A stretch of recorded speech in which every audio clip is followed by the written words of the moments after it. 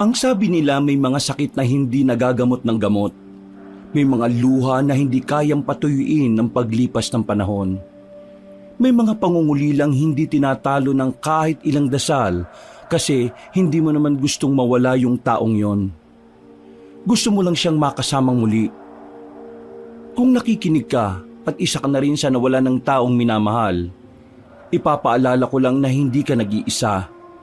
Hindi ka mahina dahil umiiyak ka pa rin. Hindi ka pa rin moved on kasi mahal mo pa rin sila.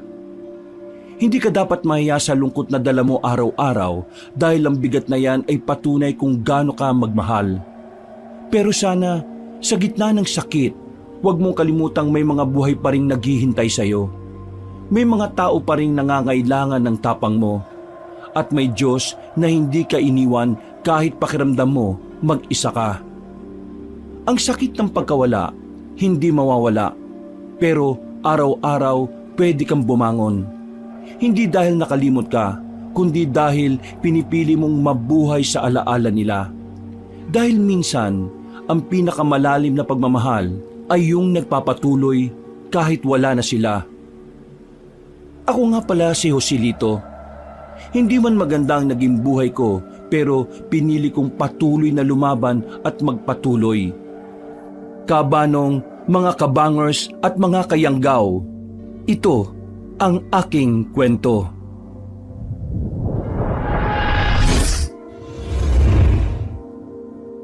Bago nga pala magsimula ang ating kwento, sana'y mapindot nyo muna ang subscribe button at ang notification bell para lagi kayong nanonotify pag may bago tayong mga kwento. At huwag nyo rin kalilimutan mag-like at comment. Napakalaking tulong po ito sa ating channel para mas makapagatid pa kami sa inyo ng mga magaganda at mga nakakapangilabot na mga kwento. At ngayon, sa ating pagpapatuloy.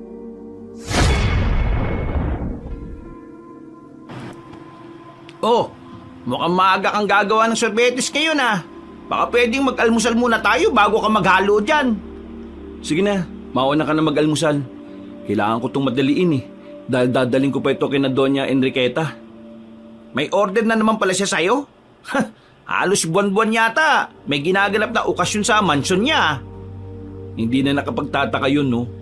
Mayaman at kilalang politiko yung asawa niya Kaya malamang na laging may ginaganap na okasyon sa kanila. Ang sabi pa nga ng Doña mabibigat na tao yung bisita niya kaya sarapan ko daw to. Baka naman yumama ka na sa pagtitinda mo ng sorbetes ha. Kilalang kilala ka na dito sa lugar natin, pati na rin sa ibang baryo Yung iba nga dumadayo pa dito para lang magpagawa ng sorbetes sa'yo. Kapag yumaman ako, magtatayo ko ng malaking gawaan ng sorbetes. Uy, maganda yung naisip mo ha. Kunin mo rin ako ha. Kahit supervisor o manager, pwede na sa akin. Ang taas naman pala ng posisyon na gusto mo. Bala ko, kunin ka lang tagahalo ng sorbetes Uy, grabe ka naman. Matalik na kaibigan mo ako tapos tagahalo lang yung trabaho ang ibibigay mo sa akin. O bakit? Yun nga ang sikreto para sumarap yung sorbetes Kung hindi lang ako naturuan ng lolo ko, hindi ko naman sana mamanahin yung paggawa niya nito Ang galing din ng lolo mo no? Buti na lang may naipamana siya sa'yo kahit papaano bago siya pumanaw. Natutunan ko na rin namang mahalin. Ayaw ko makalimutan siya ng mga tao dito sa baryo natin Ang gusto ko, maalala pa rin na siya ang pinakamagaling at pinakamasarap gumawa ng sorbetes. Tsak na masaya si lolo mo ngayon, lalo na kung nakikita niya yung sipag at dedikasyon mo sa ginagawa mo. Hindi ako kumibuka banong at nagpatuloy sa paghahalo ng mga sangkap para mabuo ang sorbetes. Tipid lang akong ngumiti at pinunasan ng pawis ko sa noo gamit ang puting towel na nakasampay sa balikat ko. Alam ko naman na hanggang ngayon hindi ka pa nakaka-move on sa nangyari kay Nancy.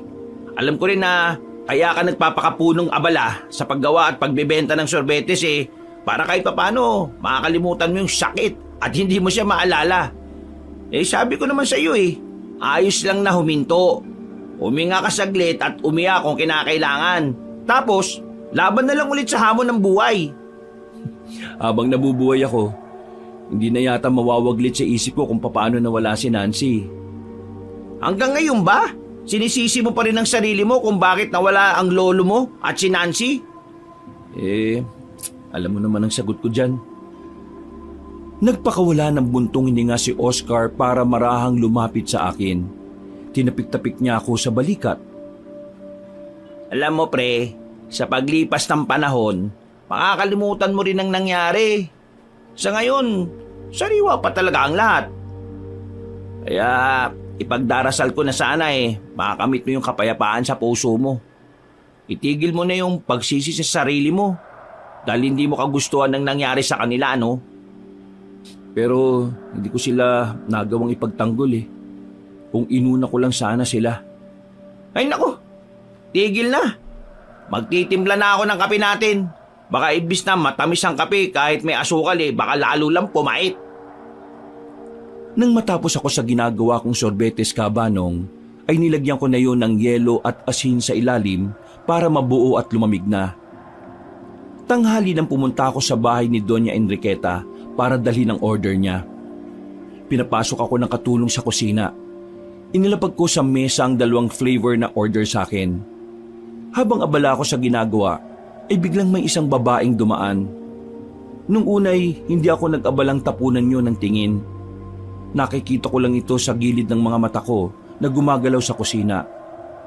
Hanggang sa natigilan ako nang nagsalita ito. Gulat na gulat ang reaksyon ng mukha ko habang dahan-dahang lumilingon sa kanya. Dumating ka na po pala. Bili ni Donya na ibigay ang bayad sa inyo para sa in-order niya. Hindi ako makapaniwala sa nakikita ko kaya naman mabilis kong kinusot ang mga mata ko. Pero naroon pa rin ang babae sa harapan ko. Baka sang sobrang pagtataka sa mga mata nito pero bahagya pa rin nakangiti sa akin. Nancy? Ikaw nga ba yan? Buhay ka? Pero paano? Paano nangyari na? Paano mong nalaman ang pangalan ko? Siguro sinabi ng Donya. Hindi mo ba ako natatandaan? Hindi. Basta ang bili ni Doña Enriqueta sa akin, iabot ko ang bayad sa'yo. Abala kasi siya sa pag-aayos ng sarili niya sa kwarto. Heto, tanggapin mo na. Marami pa kasi akong gagawin Tila nabatubala niya ako ng mga sandaling yon kabanong. Hindi ako pwedeng magkamali. Si Nancy na dating kasintahan ko ang nasa harapan ko ngayon. Pero bakit hindi niya ako naaalala? Tinanggap ko ang pera at saka yun ibinulsa. O sige na kuya, dito na muna ako. Marami pa kasi kaming gagawin Ha? Teka, saglit lang. Pwede bang magtanong sa'yo? Tungkol naman saan? Bago ka lang bang nagtatrabaho dito? Ngayon lang kasi kita nakita Oo, bago lang ako. Naiinip kasi ako sa bahay kaya naisip kong pumasok ditong kasambahay sa mansyon ni Doña Enriqueta. May magulang ka pa ba? Lolo o lola? Meron, si Lola Mercy na lang ang tanging kasama ko sa buhay. Ang kwento ni Lola, matagal nang patay ang mga magulang ko kaya siya na ang nag-alaga sa akin. Hindi mo ba talaga ako natatandaan? Diretso kong tinitigan ni Nancy parang iniisip nito kung dati na ba kaming magkakilala. Umiling ito ng marahan. Halos sunod-sunod saka malungkot na nagsalita. Hindi ko alam kung anong nangyari sa akin pero marami akong tao na hindi ko kilala at maalala. Ganyan din ang reaksyon nila. Nagugulat sila na buhay pala ako kaya naisip ko kung dati ba ako namatay at nabuhay lang ulit. Tinanong mo na ba yung Lola Mercy mo? Oo, pero ibang sinasabi niya sa akin Madalas siyang galit sa tuwing nagtatanong ako. Kilala mo ba ako ng personal? Baka pwedeng magkwento ka ng tungkol sa akin kung magkaibigan ba tayo o ano? Mahirap sabihin at ipaliwanag pero ang masasabi ko lang, kilalang kilala kita, pati na ang Lola Mercy mo. Ayaw kong sa akin manggaling ang lahat ng kailangan mong malaman kasi gaya nga ng sabi mo, baka magalit ang lola mo. Mabuti pa siya na lang ang tanungin mo. Ayaw nga niyang sabihin ng mga nalalaman niya tungkol sa akin Yung iba pa nga, sobrang takot na takot nung nakita ko. Parang akala mo, nakakita ng multo. Ang ganda ko naman para maging multo, di ba? Kahit naman ako hindi makapaniwala na buhay ka. Nakita ko kasi kung paano kang namatay dati. Ay, naku, saka na nga tayo magkwentuhan ulit. Tinatawag na ako ni Doña Enriqueta. O sige, maiwan na muna kita ha. Tumakbo si Nancy palabas ng kusina habang ako'y naiwan pa rin sa loob. Kinurot ko ang braso ko para malaman kung nananaginip ba ako. Pero tunay ngang buhay si Nancy. Habang naglalakad ako pa uwi, ay tanging sa kalsada lang nakatutok ang mga mata ko. Hanggang marating ako sa bahay. Naabutan ko pa si Oscar na naglilinis sa kusina. Uy, nandiyan ka na pala. Ano, kumusta lakad mo? Hindi ko kagad sinagot ang tanong ni Oscar. Tila ba wala ako sa sarili na napaupo. Uy, ano ba nangyayari sa'yo? Nagalit ba si Doña Enriqueta? Hindi niya nagustuhan yung dinala mo na sorbetes? Dahan-dahan akong tumingin kay Oscar. Seryoso at walang mababasang kahit na anong emosyon. Marahan akong umiling saka nagpakawala ng malalim na buntong hininga. Maniniwala ka ba na nakita ko si Nancy? Buhay na buhay siya, pre. Ha? Sino ka mo? Si Nancy? Eh di ba patay na yon? Oo nga eh. Ang kaso, nakausap ko siya kanina eh. Hindi ako pwede magkamali. Alam kong siya yun. Pati yung boses niya. Eh pero, paano naman nangyari yun? Nakita naman natin kung paano siyang namatay at pinatay. Hindi kaya kahawig at kamukha lang niya yung babaeng nakausap mo? Eh ang kaso, Nancy rin yung pangalan niya eh. At tinatanong niya ako kung kilala ko ba siya. O eh ano naman ang sinagot mo? Hindi ko nga alam kung ano ang sasabihin ko kanina sa kanya eh. Kasi gulat na gulat talaga ako eh. Hindi niya nga ako kilala o matandaan eh. Hindi kaya nawala ang alaala niya? Totoo ba yung reincarnation? Ewan ko ba pre, di ko alam. Pero para malaman ko ang totoo, kailangan ko makausap yung lola niya. Tsaka ko na may alam siya sa nangyari. Ay nako pre, mukhang delikado yung iniisip mo eh. Matindi ang galit sa'yo ng lola niya, di ba? Saka ang balita nga, may lahing mangkukulam yun. Baka naman ulamin ka pa kapag nagpunta ka sa bahay niya. Eh pero hindi ako matatahimik eh. Lalo na't hindi mawala sa isip ko si Nancy. Eh kanina nga, gusto ko siyang yakapin nung nakita ko siya eh. Pinigilan ko lang yung sarili ko. Saka sabi mo nga, di ba? Hindi kanya maalala.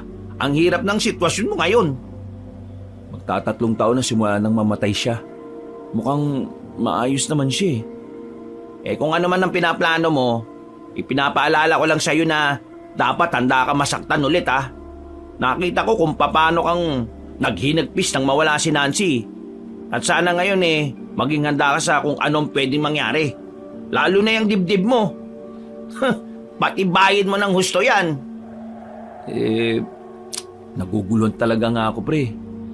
Alam ko, kahit naman siguro ako ang nasa sitwasyon mo, ganyan din ang mararamdaman ko eh. Normal yung nararamdaman mo. Nang gabing yun kabanong ay lumabas ako ng bahay. Tapos na akong kumain at nakapagpababa na rin ako ng kinain. Kinuha ko ang palakol na ako mismo ang gumawa. Isinukso ko rin sa bewang ko ang mahabang tabak na nangintab pa ang talim ng tamaan ng ilaw. Ito ang naiwan na sandata na galing sa lolo ko na namayapa. Hindi na mabilang kung ilang aswang na ba ang napatay ng tabak na ito. Kakaiba ito dahil ang hawakan ay may nakaukit pa na mga baybaying letra. At kahit ang ibabaw ng tabak mismo ay may talim din kaya naman kahit na sinong aswang ang tamaan ay tiyak na mamamatay. Bukod doon ay may karga rin itong dasal at ritual mula kay lolo na ngayon ay ako na ang gumagawa. Kailangan kong alagaan ang mga sandata ko dahil ito ang tanging panlaban ko sa mga nilikha ng dilim. Nang mamatay sina Nancy at lolo, ay ipinangako ko sa sarili ko na papatayin at uubusin ko ang lahat ng aswang sa baryo namin o kahit na sa ibang mga lugar. Tahimik akong lumabas sa bahay ko at naglakad sa dilim. Habang naglalakad ay naramdaman ko na may kakaiba sa paligid. Nanatili lamang akong diretsyong naglalakad habang nakikiramdam pa rin. Maya-maya, gumalaw ang mga sanga, tuyong dahon at siit sa madilim na kakahuyan. Hindi pa rin ako huminto dahil hinihintay kong sumugod ang nagtatago sa kakahuyan. Hindi nga nagtagal at biglang lumitaw sa harapan ko ang isang aswang. Pangkaraniwan lang ang itsura nito. Parang sa tao pero mapupula at nanlilisik lang ang mga mata. Mahaba at matutulis ang ngipin nito. Sa nakikita kong itsura ng nasa harapan ko, hindi ko napigilang mapangisi. Isang aswang na mahina. Anong ginagawa mo dyan sa loob ng kakahuyan? Hindi sumagot ang nilalang na tinanong ko, Kabanong. Nanatili lamang ito sa kinatatayuan habang nakatitig sa akin. Nang hindi ito sumagot, ay saka lamang ako kumilos. Ibinaba ko ang pasa na palakol sa lupa mula sa aking balikat. Hindi na ako nag-aksaya ng oras pa. Mabilis akong sumugod, saka inundayan ng matulis na palakol ang aswang. Hintat ako itong umatras at akmang kakaripas ng takbo. Ibinato ko ang hawak na palakol. Umikot yun sa ere at saka tumusok ang palakol sa batok ng aswang. Bigla itong bumagsak at hindi na nakagalaw. Dahan-dahan akong lumapit saka binunot ang palakol sa batok nito. Kumalat at umagos ang dugo nito pababa sa lupa. Di man lang ako pinagpawisan. Habang pasa ng palakol, ay naglakad pa ako at naglibot Kabanong sa madilim na kakahuyan. Baka sakaling may makita pa ako na aswang na pwedeng patayin. Halos madaling araw na nang magpasya akong umuwi sa aking bahay. Kinabukasan, nang tumigas na ang sorbetes na ginawa ko nung madaling araw, ay lumabas na ako ng bahay para magbenta. Habang naglalakad ako, ay may mga iilan na bumibili sa akin. Mga suki ko na sila. Nang makarating ako sa eskwelahan ng elementarya, ay hinintay kong maglabasan ng mga bata sa oras ng tanghali. Marami rin ako mga suki ng mga bata. Habang nakatayo, ay biglang may nagsalita sa harapan ko. Kuya, pabili nga po yung nasa malaking apa. Nancy? Anong flavor ang gusto mo? Etong chocolate at queso na lang. Saan ka pala pupunta? Wala ka bang trabaho ngayong kina Doña Enriqueta? Hindi ako pumasok ngayon kasi nagpaalam ako na magpapahinga. Bakit? Mahirap ba ang trabaho mo sa mansyon? Medyo. Lagi kasing may ginaganap na okasyon sa mansyon ng Donya eh. Oh, eto na pala yung sorbetes mo. Magkano pala to? Hindi na, wag na. Libre na lang yan. Ha? Naku, baka malugi ka. Magbabayad ako. Hindi na nga. Libre ko na nga sa'yo yan. Basta magandang binibini, libre. Oy, nakakaya naman. Dati naman hindi ka nahihiya sa akin eh. Tinitigan ako ni Nancy. Baka sa mga mata niya ang pagkalito at tila nag-iisip sa sinabi ko. Pasensya ka na kung hindi talaga kita natatandaan ha. Baka naman pwede kang magkwento sa akin ng mga bagay tungkol sa pagkatao ko mismo. Sa totoo lang, maraming tanong sa utak ko na gusto kong malaman ng sagot eh. At tingin ko, ikaw ang makakasagot sa lahat ng gusto kong malaman. Sigurado ka ba na gusto mo talaga malaman ang lahat ng tungkol sa'yo? Oo. Ayaw naman akong sagutin ng lola ko kaya ikaw na lang ang tatanungin ko. Mukha ka naman mapagkakatiwalaan at hindi magsisinungaling eh. Kaya lang, baka magalit ang lola mo kapag sinabi ko ang lahat eh. Baka kulamin ako nun. Kasalukuyang kinakain ni Nancy ang hawak na sorbetes nang bigla itong matawa. Muntik na ring maibuga ang kinakain. Hindi ka kukulamin nun. Masasamang tao lang kinukulam niya. Gusto ko magsabi o magkwento pero baka hindi ka maniwala eh. Paano kung maniwala ako? Nagpakawala ako ng malalim na buntong hininga, Kabanong. Titig na titig pa rin si Nancy sa akin habang maganang kumakain ng sorbetes. Kahit ba sa panaginip, wala kang nakikita o napapaniginipan tungkol sa nakaraang buhay mo dati? Ang totoo niyan, may mga napapanaginipan ako pero bigla na lang siyang nawawala sa utak ko sa tuwing nagigising ako eh. Hindi ko na siya maalala kahit na anong pilit kong alalahanin. Nancy, magkasintahan tayo dati. Ha? Totoo ba yung sinasabi mo o binibiro mo lang ako? Kahit kailan, hindi ako magsisinungaling sa iyo, Nancy. nagkahiwalay ba tayo? Nakipaghiwalay ba ako sa'yo? Hindi. Pero pinatay ka ng aswang na isa sa mga nakalaban ko. Yung aswang na yon, nagkaroon ng malaking pagkagusto sa'yo. Kaya pinatay ka niya para hindi tayo magkatuluyang dalawa. Kung pinatay ako, mabutit buhay pa ako hanggang ngayon. Yan nga din ay pinagtataka ko eh. Kung paano kang nabuhay. Kasi nakita kita kung paano kang pinatay at nawalan ng hininga eh. 3 taon na ang lumipas. At ngayon, nandito ka sa harapan ko. Buhay na buhay. Diyos ko, isa kayang himala ang nangyari sa akin para mabuhay ulit? Kilalang magaling namang kukulam ang lola mo. Tsak na may alam siya sa mga katanungan mo. Yun na nga ang problema eh. Ayaw magsalita o magkwento ng lola ko tungkol sa bagay na yan. Ang tungkol lang sa nakalipas, ang kaya kong sabihin sa'yo. May tanong ako. Hanggang ngayon ba'y mahal mo pa rin ako? Nabigla ako sa tanong na yun ni Nancy Cabanong. Hindi ko alam kung kailangan ko bang sagutin yon o dapat bang ilihim ko na lang. Pero mas sinunod ko ang idinidikta ng puso ko. Nancy, kahit kailan, hindi nawala ang pagmamahal ko sa'yo. Nang mamatay ka, pakiramdam ko parang namatay na rin ako eh. Hindi ko alam kung paano akong nagigising sa umaga at nabubuhay pa rin sa mundong ito. Nagpatuloy ako kahit na napakahirap at hindi ko matanggap na nawala ka. Hindi nakakibo si Nancy. Diretso lang itong nakatingin sa akin. Hindi ko mabasa kung ano ang tumatakbo sa utak niya ng mga oras na yon. Pinigilan kong tumulo ang mga luha ko. Ayaw kong ipakita kay Nancy ang kahinaan ko. Pero hindi rin ako handa sa gagawin niya. Bigla siyang lumapit sa akin, saka ako niyakap ng mahigpit. Hindi ako nakapagsalita man lang. Pinakiramdaman ko siya at hindi nagtagal ay gumanti rin ako ng yakap sa kanya. Doon na humalagpos ang pinipigilan kong luha. Tahimik akong napaiyak sa balikat niya. Ramdam ko na may katotohanan ng lahat ng sinabi mo. Alam ko na ako ang dahilan ng hinagpis at kalungkutan mo.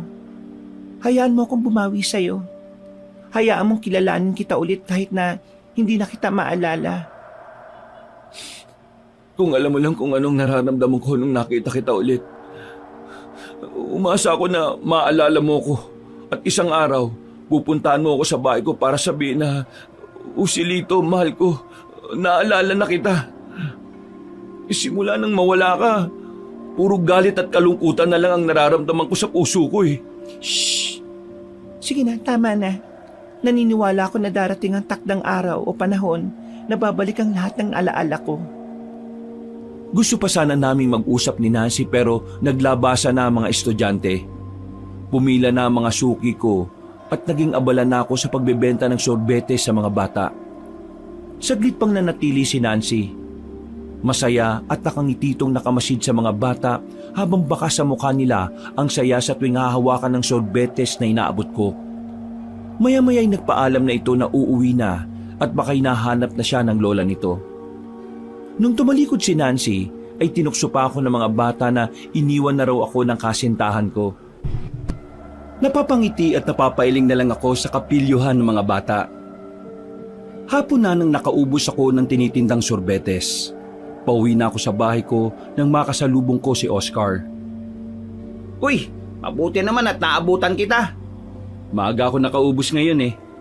Baka naman may natira ka pang sorbetes dyan kahit konti. Lulutuin ko sana eh at ipapainom ko sa pamangking kong inuubo. Malas mo lang dahil sinimot ang tinda ko ngayon eh. Tumingin-tingin ka na lang dyan sa gilid. Baka may oregano o dahon ng lagundi na madadaanan ka dyan. Bumunot ka na lang. Mabisa rin naman na halamang gamot yun sa ubo eh. Nako, baka hindi malunok ng pamangking ko yung katas ng oregano eh.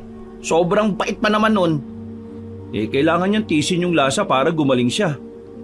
Bakit parang may kakaiba sa aura mo ngayon ha? Kumunot ang noo ko kabanong at iniwas ang tingin kay Oscar habang ang kaibigan ko naman ay parang kinikilatis ang buong mukha ko. Ano naman ang magiging kakaiba sa akin? Dati na akong gwapo. Hindi yun. Kakaiba yung ngiti mo eh. Tsaka maaliwala sa mukha mo ngayon. Hindi kagaya dati na parang lagi mong pasa ng daigdig. Kung ano-ano na lang ang napapansin mo. Mami ka nga. Siguro may nakita kang chicks o kaya naman may isang babae na nakakuha ng atensyon mo, no? Sino kaya siya? Maganda ba siya? Bumili ba siya ng sorbete sa'yo? Tapos, nakipagkilala ka? Nagkausap kami ni Nancy kanina. Ang excitement sa mukha ni Oscar ay biglang napalitan ng pagkabigla. Nanlalaki pa ang mga mata nito. Lumingon-lingon pa sa paligid saka muling tumitig sa akin. Ha? Ano naman ang napag-usapan nyo? Nagtanong siya tungkol sa katauhan niya. Di sinabi ko na dati kami magkasintahan. Ha? Ano naman ang naging reaksyon niya? Naniwala naman ba siya sa'yo? Tingin ko, naniwala naman siya eh. Niyakap pa nga niya ako eh. At alam kong umiyak ka na naman. Hindi ko napigilan eh. Hanggang ngayon, alam mo naman na mahal ko pa rin siya eh. Nako! We're dead over there! Anong we're dead over there? In Tagalog, patay tayo dyan! Puro ka naman kalokohan, no? Alam mo, hindi ko siya pipilitin na ituloy namin yung relasyon namin pero ipaparamdam at ipapakita ko sa kanya kung gaano ko siya kamahal. Baka sakaling makatulong yun para maalala niya ako. Para maalala niya yung lahat. Hindi kita pipigilan sa gusto mo kung yan ang makakapagpasaya sa'yo. Di gawin mo. Pero bibigyan din kita ng babala na ihanda mo rin ang puso mo na masaktan ulit. Kahit pa ulit-ulit ako masaktan, ayos lang. Ang importante, hindi mawala yung pagmamahal ko sa kanya. Uy, teka lang. May nakita nga pala akong dahon ng lagundi. Pipitas na lang muna ako ng ilang pirasong dahon ha. Tingnan ko na lang kung hindi pa gumaling yung pamangking kong yon. Huwag na kasi kamong lumalabas kapag mamog na. Malamig ang klima ngayon lalo na kapag paggabi na. Yan, tigas din kasi ng ulo nun eh. Kaya laging ibinibitin ng bayaw ko sa sako eh. Sa'yo yata nagmana ng kakulitan at katigasan ng ulo yung pamangkin mo eh. Hoy, hindi ah. Napakabay ko kaya't napakatino ko. Alam mo, sa 10 sinabi mo, diyan ako hindi maniniwala. Di wag ka maniwala. Lakas mong mambus ka ngayon ha. Porket masaya ka lang ngayon ha. O sige na, magpapahinga muna ako sa bahay. Bukas, agahan mo na lang ang punta dito sa bahay kung gusto mong tumulong sa paggawa ng sorbetes ha. Ititingnan ko kung matutulungan kita. Baka kasi utusan na naman ako ng tatay ko na mamili sa palengke sa madaling araw eh. Latag na ang liwanag sa paligid nang dumating si Oscar sa bahay. Halatang pagod ito kaya naman hindi ko na pinatulong sa ginagawa ko. Magkakapi muna ako ha, bago kita tulungan dyan sa ginagawa mo. Nako, di na kailangan. Magkapit magpahinga ka na lang muna dyan. Mukhang maaga kang gumising kanina eh. Oo, pumunta kasi ako sa palengke para mamili. Nagluto rin muna ako sa amin bago nagpunta dito. Kumusta ba yung nanay at tatay mo? Di ganun pa rin. Madalas pa rin umatake yung pagsakit ng dibdib ni tatay. Si nanay naman, hirap pa rin maglakad dahil sa rayuma. Ay, nako. Malayo lang kasi yung malaking ospital dito sa atin eh. Hindi naman sapat yung mga gamot na binibigay sa center natin. Niisip ko nga na ibenta ko na lang yung isang bato ko para maipagamot ko si nanay at tatay eh. Ang hirap maging mahirap. Uy, masisiraan ka naman ng ulo. Bebenta mo talaga yung bato mo? Oo eh. Mahal ang binta nun. Baka sakaling yumaman pa kami. Magunos dili ka nga. Maraming paraan para mapagamot ang mga magulang mo. Pwede ka lumapit sa mga ahensya ng gobyerno dito sa atin. Nagbibigay naman sila ng tulong kapag lumapit ka eh. Nako, yung tulong na sinasabi mo, baka ilang buwan pa bago maibigay. Baka nga patay na yung mga magulang ko kapag yan ang hinintay ko eh. Alam naman natin na kurakot ang halos lahat ng nakaupo sa politika. Basta, wag mong ibebenta yung organ mo, yung kidney mo. Paano na yung mga magulang mo kung ikaw naman ang malagay sa alanganin, di mas kawawa sila kapag ikaw nagkasakit? Nagdadalawang isip din naman ako. Kapag wala na akong pagpipilian, saka ko lang gagawin yon. O tara na, pagkape muna tayo. May dala akong pandesal, medyo mainit-init pa. Nagkape na ako kanina eh. Mamaya na ako kakain ulit. Tatapusin ko na lang para tumigas na at maibenta ko na tong ice cream mamaya. Eksaktong 10:00 ng umaga ay nagsimula na akong maglakad habang sumisigaw ng sorbetes. Naiwan si Oscar sa bahay ko para siya ang maglinis ng lahat ng kalat ko. Naglilinis na rin siya sa bahay ko at binigyan ko na lang siya ng pera. Tulong ko na rin yun sa kanya. Kahit papano naman kasi ay malaki rin naman ang kinikita ko sa pagtitinda ng sorbetes. Kagaya ng dati, tuwing maririnig ng mga taong sigaw ko ay isa-isa silang lumalabas para bumili sa akin. Hanggang sa makita ko na naman si Nancy. Nakangiti itong lumapit sa akin saka bumili. Mukhang maganda gising mo ngayon ah.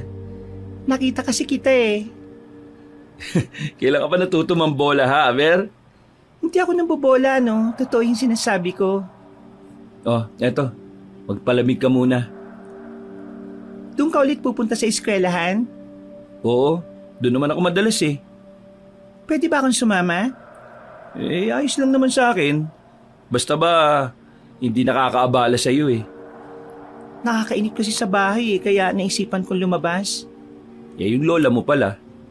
Abala si Lola. May ginagawa siya sa loob ng kwarto niya. Baka kasi hanapin ka niya ah. Nagpaalam naman ako na lalabas. Ni hindi nga siya tumingin man lang sa akin eh. Araw at gabi naririnig ko na parang may dinarasal siya. Pero hindi ko alam kung para saan yon. Tsak na magagalit siya. Kapag ganong abala siya eh, ayaw niyang iniistorbo siya eh. Ayoko mag-isip o magsalita ng masama laban sa lola mo. Mabait naman siya eh, kahit na may pagka-misteryosa. Mabait naman talaga si Lola, kahit na madalas sinusungitan niya ako. Humihingi naman siya ng pasensya at siyempre, sino ba naman ako para hindi siya patawarin? Naisip ko na baka dala lang yun ang edad niya.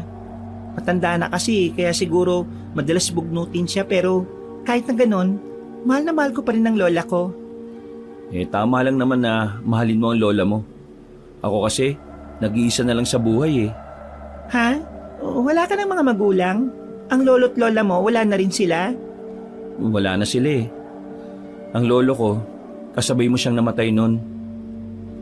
Napansin ko ang matinding pagkabigla sa magandang mukha ni Nancy. Ilang sandali pa ay bigla yung nagbago at napalitan ng pag-aalala. Pasensya na eh. Hindi ko alam at wala rin akong natatandaan sa nangyari. Bakit ba kami pinatay ng lolo mo at sinong pumatay sa amin? Anong dahilan niya para patayin kami?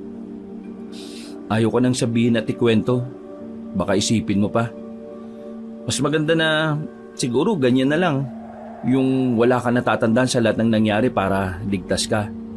Ligtas ka sa kapahamakan. Pero gusto ko malaman ng lahat eh. Saka na. Kapag siguro may natatandaan ka na kahit konti. Mabuti pa, busin mo na lang yung sorbetes mo at malapit ang matunaw oh. Hapon na nang makaubos at matapos ako sa pagtitinda kaabanong. Hindi pa naman ako pagod pero nahiga muna ako sa papag. Nagmumuni-muni habang nakatitig sa kisame. Binabalikan ko sa isip ko ang maamo at magandang mukha ni Nancy. Naalala ko rin ang naging pag-uusap naming dalawa. Masaya ko dahil kahit papaano ay may pagkakataon akong makita at makausap siya. Aminado naman ako na hanggang ngayon ay siya pa rin ang laman ng puso ko. Ayaw ko lang samantalihin ang pagkakataon na wala siyang maalala. Nagdarasal at umaasa ako na sana isang araw ay manumbalik ang lahat ng alaala niya. Sa ganoong pagkakataon ay baka pwede na kaming magsama at kung suswertehin ay aalokin ko na siya ng kasal para bumuo na kami ng isang pamilya. Nang sumapit ang gabi ay lumabas ako ng aking munting bahay. Ipinasan ko ang palakol sa aking balikat at ang matalim na tabak sa aking bewang.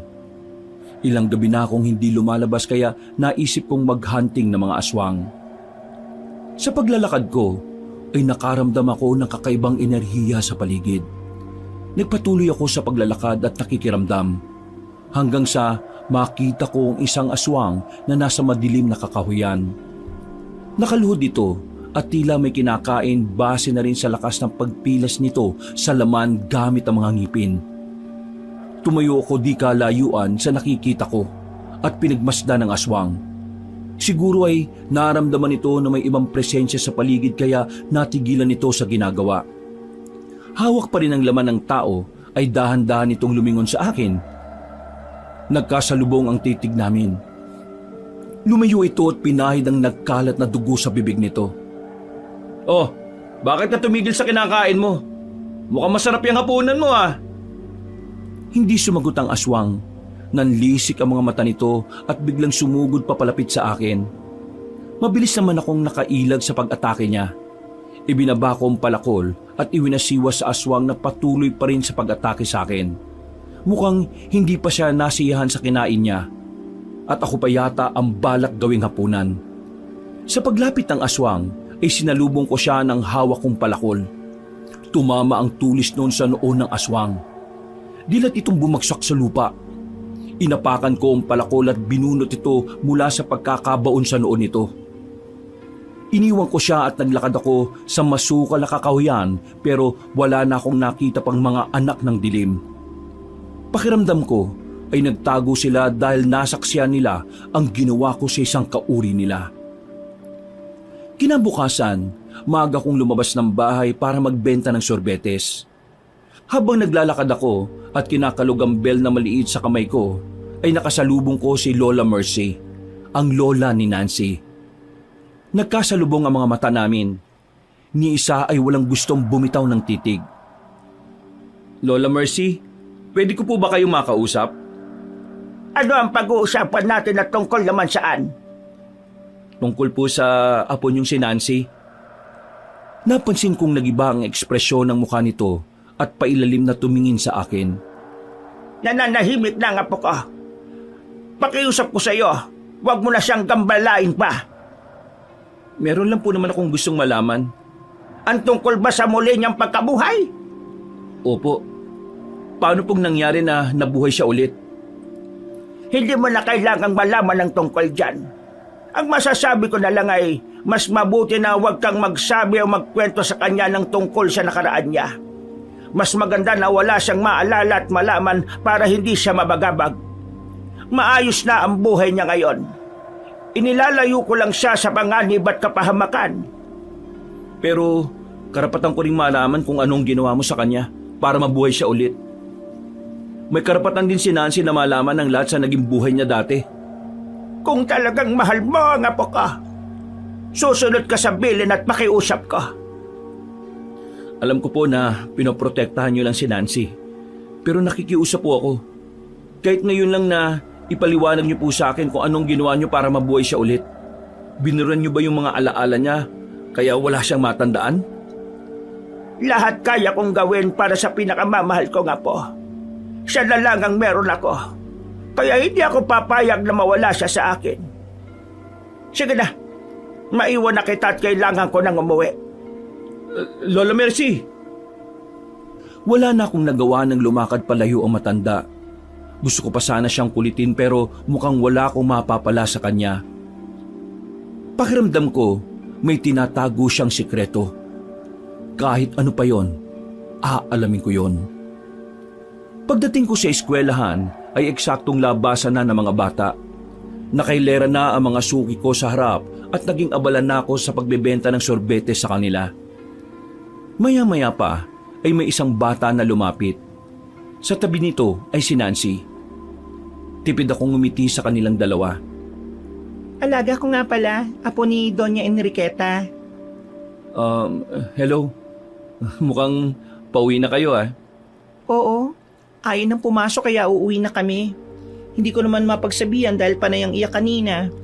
Mapapagalitan pa ako ng Donya kapag nagsumbong to eh. Ang ganda-ganda mo tapos umiiyak ka lang. Bigyan kita ng sorbetes para hindi ka na umiyak. Ayos ba yun sa'yo, bata? Nagliwanag ang mukha ng bata na sa tansya ko ay nasa edad 8 o 9 na gulang pa lang. Ngumitito't masayang inabot ang sorbetes. Agad din itong dinilaan ang hawak at bakasang sobrang kaligayahan sa mukha nito. Maraming salamat nga pala ah. Bigyan mo pa ako ng isa, yung para sa akin naman. Huwag mo nang bayaran ha. Libre ko na sa inyo yan. Ako, marami na akong utang sa'yo. Tanggapin mo na itong bayad ko. Hindi na. Ayos lang naman saka hindi naman ako malulugi.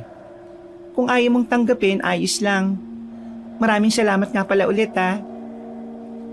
Magsasalita pa sana ako pero biglang may humintong magarang sasakyan sa tabi namin. Pagbaba ng salamin ay ang driver pala ng Donya. Sinusundo na nito si Nancy, pati ang alagang bata nito. O paano? Dito na muna kami, Joselito ha. Maraming salamat ulit. Walang anuman. O sige, ingat kayo ah. Nang umalis na ang magarang sasakyan, ay tanging usok at alikabok ang iniwan noon sa kalsada. Mabuti na lang ay natakpan ko ang mga tinda kong sorbetes. Hapon, naglalakad na akong pauwi sa bahay. Kagaya ng dati, ay naubos ko na ang itinitinda kong sorbetes. Habang naglalakad at nagpupunas ng pawis, ay bigla kong natigilan. May naramdaman kasi akong parang nakatingin at nagmamasid sa akin. Huminto ako at nagpalinga-linga sa paligid. Puro puno at maliit na palayan ang kasalukuyang kong dinaraanan. Mataas pa ang sikat ng araw kaya imposibleng aswang ang nararamdaman ko sa paligid. Pagtingin ko sa isang puno ng mangga ay biglang nagtago ang tila tao na nakita ko roon. Tinitigan ko ang puno, umaasang lalabas o magpapakita ang tao roon. Kung sino ka mang nagtatago dyan sa puno ng mangga, lumabas ka at magpakita ka sa akin. Ano ba sadya mo? Pero walang lumabas na tao. Nagpakawala ko ng buntong hininga at inikot-ikot ko ang aking leeg. Pinalagutok ko rin ang mga braso at kamao ko. Sa isip ko ay baka mapalaban ako. Hindi naman ako natatakot dahil dala ko naman ang tabako na nasa bewang. Lalapit na sana ako sa puno ng mangga nang biglang, Uy, mabuti naman at pauwi ka na pre. Sakto, may dala akong iniyaw na bulig. Nahuli ko to kanina at ako mismo ang nag-iyaw. saan ka ba galing? Bigla kang sumusulpot na lang. Galing nga ako sa amin. Ay teka, ano bang ginagawa mo dyan? Iihi ka ba? Uy, magpasintabi ka ha. Baka mamaya maihihan mo yung nakatira dyan sa puno. Sira ulo, hindi ako iihi. Nawala na ang tao na nagtatago sa likod ng punong mangga.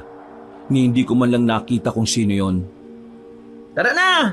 Sabay na tayo umuwi para makakain tayo. Habang mainit pa tong dala ko. Oh. May kamatis ba sa inyo? Masarap yung gawing sausawan sa toyo at chili. Tara na nga, umuwi na nga tayo. Napakaingay mo. Nawala na tuloy yung taong kailangan kong makita. Pagdating sa bahay, ay agad na dumiretso si Oscar sa kusina. Hinayaan ko na siyang kumilos at maghain ng aming kakainin. Nakakaramdam na rin ako ng gutom dahil hindi pa ako kumakain ng tanghalian at merienda. Habang hinihintay ko matapos si Oscar, ay napapaisip naman ako kung sino ang taong kaninang sumusunod sa akin. Muli ko ring naalala ang tungkol sa pag-uusap namin ni Lola Mercy. Okupado ang utak ko kaya hindi ko narinig na tinatawag na pala ako ni Oscar. Uy! Lalim naman niyang iniisip mo. Nakailang tawag na ako sa iyo ha. Tara na! Nakapagkain na ako oh. Kaya kumain na tayo. Ay, pasensya na ah. Marami lang akong iniisip. Kagaya ng ano? Nagugas ako ng kamay sa tabo at nagsimulang kumuha ng kanin. Sumubo muna ako ng 2 sunod saka muling nagsalita. Nakasalubong ko kanina si Lola Mercy. Yung lola ni Nancy? Yung mangkukulam dito sa atin? Oo. Ano naman ang napag-usapan nyo? May papakulam ka ba sa kanya? Ugok ka talaga. At sino naman ipakukulam ko? Ikaw? Uy, maawa ka naman sa akin. Ako lang ang inaasahan ng magulang ko kaya wag mo naman gawin sa akin yan. Hindi nga ako magpapakulam. Kinausap ko lang siya tungkol kay Nancy. O ano naman ang sinabi na matandang yun sa'yo? Gusto ko lang naman malaman kung paanong nangyari na muling nabuhay si Nancy. Pero ayaw niya magsabi ng kahit na ano. Alam mo, tingin ko, may sikreto siyang tinatago kaya ayaw niyang sabihin sa'yo yung tungkol doon. Yan nga rin ang iniisip ko eh. Kaya aalamin ko kung ano yung sikreto na yon. Hindi kaya dahil mangkukulam nga siya, kaya ginamitan niya ng itim na maika si Nancy? Posible. O kaya baka nakipagkasundo siya sa demonyo para muling mabuhay yung apo niya. Nakakilabot naman. Handaan niyang gawin ng lahat, kahit lumapit pa siya sa Diablo. Lalo na kung yun na lang ang pagpipilian niya. Nako, mag-iingat ka na lang pre ha. Sa totoo lang, natatakot ako na baka mapahama ka pa kapag inalam mo pa yung tungkol sa pagkabuhay ni Nancy. Kaya kung ako sa'yo, maghanap ka na lang ng ibang babae. Marami namang iba dyan na magaganda rin, kagaya ni Nancy. Hindi ko kaya maghanap ng iba eh. Hindi na siya mapapalitan sa puso ko. Siya lang ang nandito. Sabay turo ko sa dibdib ko. Iniwas ni Oscar ang tingin sa akin at nagpatuloy sa pagkain. Ay nako, ikaw ang bahala pre. Nagkakaedad ka na. Para sa akin, mas maganda kung bubuo ka na lang ng pamilya at lalagay sa tahimik eh. Tigil mo na yung pagpatay sa mga aswang na yan. Alam kong sa kanila mo ibinubuhos ang lahat ng galit at hinanakit mo sa nangyari dati. Natatakot lang ako na baka makahanap ka ng katapat mo. Hindi ako natatakot. Gusto ko pa rin patayin yung mga aswang. Gusto kong maubos sila lahat. Pagkatapos namin kumain ni Oscar, ay nagpaalam na ito na uuwi na sa kanila. Nagpasalamat naman ako sa libreng ulam na dala niya. Nang makalis na ito, ay nahiga na ako para makapagpahinga. Sa pagod ko, ay hindi ko namalaya na nakatulog ako. Hindi ko alam kung anong oras na pero bigla kong nagising dahil sa sunod-sunod na katok sa pinto. Kahit tinatamad, ay pinilit kong bumangon. Ang nasa isip ko noon ay baka si Oscar ang kumakatok.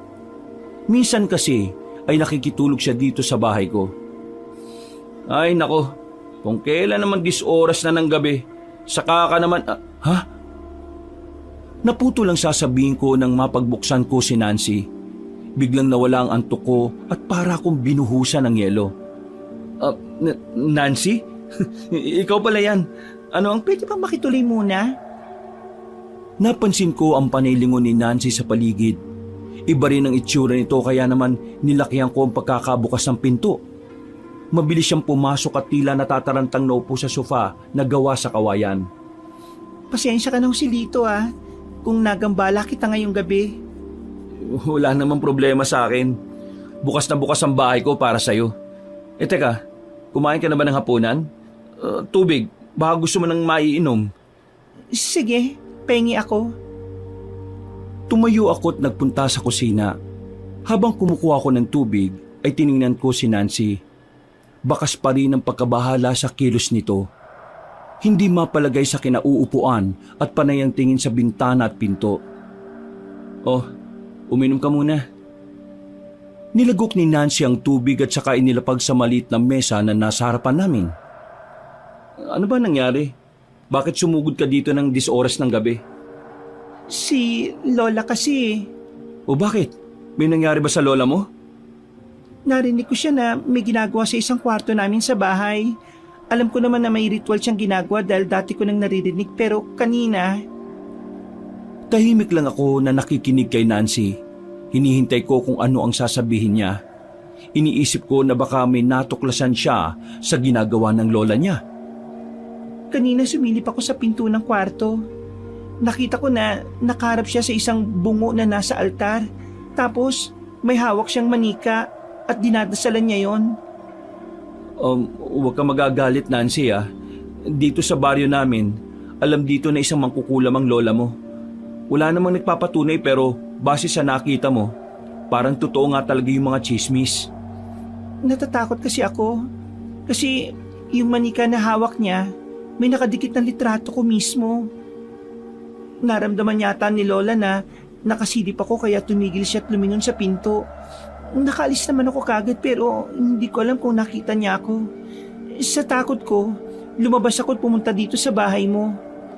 Mabuti na lang at natandaan mo itong bahay ko. Oo nga no. Teka, paano ko naalala kung saan ang bahay mo? Ang alam ko lang, naglalakad lang ako kanina. Sa isip ko, pupuntahan kita. Kaya nung nakita ko ang bahay mo, kumatok agad ako. Ibig sabihin, alam pa rin ng isip mo kung saan ang bahay ko. Natutuwa ko kasi kahit papaano may natatandaan ka kahit hindi mo pinipilit alalahanin. Gusto ko nang maalala ang lahat. Pakiramdam ko kasi hindi ako makakilos dahil sa mga taong nakakakilala sa akin. Marami silang sinasabi at tinatanong pero wala akong maisagot dahil wala akong maalala. Ang hirap ng sitwasyon ko sa totoo lang. Tumabi ako kay Nancy at tinawakan ng 2 kamay niya. Naintindihan ko ang sitwasyon mo kaya gusto rin kitang tulungan. Marami lang din na gumugulo sa isip ko eh. Baka masama lang ang maidulot nito sa'yo kapag sinabi ko ang lahat. Nung nakaraan, nakita ko lola mo. Gusto ko siyang tanungin kung anong ginawa niya para muli kang mabuhay. Pero nagalit lang siya at ayaw niya magsabi ng kahit na ano. Ganyan din ang ginagawa ni Lola sa akin. Minsan nga, gusto kong mainis o magtampo dahil sa mga nililihim niya. Pero pilit ko siyang iniintindi dahil lola ko pa rin siya at mahal ko siya. Noon at ngayon, hindi ka pa rin nagbabago. Sweet ka pa rin lalo na sa lola mo. Nung magkasintahan pa tayo dati, sweet din ba ako sa'yo? Oo naman. Mahihiya na nga lang ang langgam sa kaswitan mo sa akin eh. Maraming salamat Joselito dahil hindi mo sinasamantalang sitwasyon ko ngayon. Kung tutuusin, pwede mo akong angkinin ulit kagaya ng dati, pero hindi mo ginagawa. Nancy, mataas ang paggalang at respeto ko sa'yo. Hindi ko kaya na pilitin ka sa ayaw mong gawin. Ang gusto ko, yung bumalik ang dating ikaw. Yung Nancy na kilala ko at kilala ako. Mas gusto kong maalala at maramdaman ng puso mo kung sino ako sa buhay mo. Mahal kita, Nancy. Mahal na mahal. At handa akong maghintay hanggang sa bumalik ka sa akin. Pinipigilan kong maluha ng sandaling yon, Kabanong. Marahan kong hinagkan ang ibabaw ng kamay ni Nancy. Nang titigan ko siya, ay bigla niya akong niyakap. Unti-unti ay yumapos din ako sa kanya. Hay! Joselita! Alam kong nariyan na ka ka! Ilabas mo siya! Mabilis kaming naghiwalay ni Nancy nang marinig namin ang galit na boses ng lola niya mula sa labas ng bahay ko. Si Lola, naku po, lagot ako. Hindi ka naman siguro sasaktan ng lola mo. Pero natatakot ako. Yung ginawa niya kanina sa manika na may nakadikit na litrato ko. Bakit niya dinadasalan yon? Para saan kaya yon? Hindi ko rin alam eh. Tanging ang lola mo lang ang makakasagot dyan. Wala ka naman bang nararamdaman na kakaiba? Wala naman. Mabuti kung ganun. Sa ngayon, mas maganda kung umuwi ka na muna sa inyo para hindi magalit ang lola mo. Naririnig ko ang apo ko na nagsasalita sa loob ng bahay mo, Joselito! Huwag mo siyang itago sa akin! Hindi mo alam kung ano ang kaya kong gawin! Binuksan ko ang pinto at nagkatitigang kami ni Lola Mercy. Nakatayo ito sa labas at talata ang tinitimping galit sa kulubot na mukha. Wala naman po akong balak na itago ang apo ninyo. Nagpunta lang po siya dito sa bahay ko dahil may gusto siyang itanong. At ano naman ang kasinungalingang sinabi mo sa apo ko? Binabalaan kita, Joselito! Mas maigi kung ititiko mo ang bibig mo! Baka kung ano lang ang masabi mo sa apo ko at maniwala naman yan! Matahimikin mo na siya! Kahit kailan, hindi po ako magsasabi ng kasinungalingan kay Nancy. Naging saksi rin po kayo kung gaano ko siya minahal dati. Nagtataka lang po ako kung bakit ayaw niyong ipagtapat sa kanyang tungkol sa nakaraan niya eh. May limpo ba kayong itinatago sa kanya mismo? Naningkit ang mga mata ni Lola Mercy. Gumalaw din ng kulubot na bahagi ng panga nito, saka ko dinuro. Kung may inilihim man ako sa apo ko, wala kang pakialam doon! Ginagawa ko lang ito dahil iniisip ko ang kapakanan at kaligtasan niya. Noong pinatay siya ni Artemio, wala ka namang nagawa para iligtas siya. Ngayon na buhay siya, mas gugustuhin ko na wala na siyang maalala kesa naman malagay na naman sa alanganin ng buhay niya. Hindi mo alam kung ano ang ginawa at isinugal ko para mabuhay lang siya. Kaya layuan mo ang apo ko at hayaan siyang mamuhay ng tahimik. Sasagot pa sana ako pero bigla kong hinawi ni Nancy. Mula sa pagtatago sa likod ko ay pumwesto ito sa harapan ko at buong tapang na hinarap ang lola niya. Lola, naintindihan ko na kapakanan ko lang ang iniisip mo pero karapatan ko rin na malaman ang lahat. Yun lang naman ang tanging hinihiling ko at paulit-ulit kong tinatanong sa inyo. Pero lagi kayong galit at umiiwas na sagutin ang lahat ng gumugulo sa akin. Paano ako sasama sa inyo ngayon kung ako mismo nakakaramdam na ng takot sa inyo? Yung nakita ko kanina, para saan ba yung ginagawa nyo? Kahit sabihin ko, hindi mo rin mauunawaan lalo na ngayon na magulo ang isip mo. Kasalanan ng Joselito na yan kung bakit ka binabagabag ngayon. Wala po siya kasalanan, Lola. Dahil ako mismo ang lumapit at nangungulit sa kanya. Iniisip din niya kayo. Kaya iniiwasan din niyang sagutin ang mga katanungan ko. Hindi ka pa po ba naaawa sa akin na para akong tanga at mangmang na walang alam? Buhay nga ako, pero wala naman akong maalala sa naging buhay ko. Mas mabuti pa na namatay na lang ako kaysa ganito na parang buhay ako na patay. Apo ko, ang pinakamamahal kong apo. Darating ang panahon na maintindihan mo rin ako kung bakit ko ito ginagawa. Kaya tara na, umuwi na tayo. Malalim na ang gabi. Nakakaya na sa mga kapitbahay lalo na kay Joselito na naiistorbo pa natin. Nilingon ako ni Nancy. May pag-aalinlangan sa mga mata nito habang nakatitig sa akin. Pilit akong umiti sa kanya para maipakita na ayos lang ako. Mabuti pa sumama ka na sa lola mo. Hindi ka niya sasaktan, kaya huwag ka na matakot. Babalik ako. Babalikan kita. Pasensya na't nagambala ka namin ngayong gabi. Salamat din sa pagpapatuloy mo sa akin. Bago umalis ay pinisilpa ni Nancy ang isang kamay ko. Nang humakbang ito palapit sa matanda, ay agad naman siyang binalutan ng balabal sa katawan. Hinawakan ni Lola Mercy ang kamay ni Nancy at sabay na silang umalis. Naiwan ako na tinatanaw sila habang papalayo. Hindi na ako dinalo pa ng antok dahil sa nangyari, Kabanong. Kahit anong pikit ang gawin ko, ay bumabalik lang sa alaala ko ang takot sa mukha ni Nancy, pati na ang galit sa mukha ng lola nito.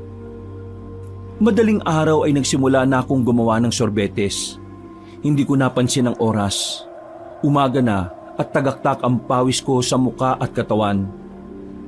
Maganda umaga, pre. Oh, parang ang aga mo yatang nagsimula ah. Tumigil ako saglit at itinabi ang sorbetes na hinahalo ko. Patitigasin ko na lang yon, kaya asin at yelo na lang ang kulang. Sinulyapan ko ang icebox na dala ni Oscar.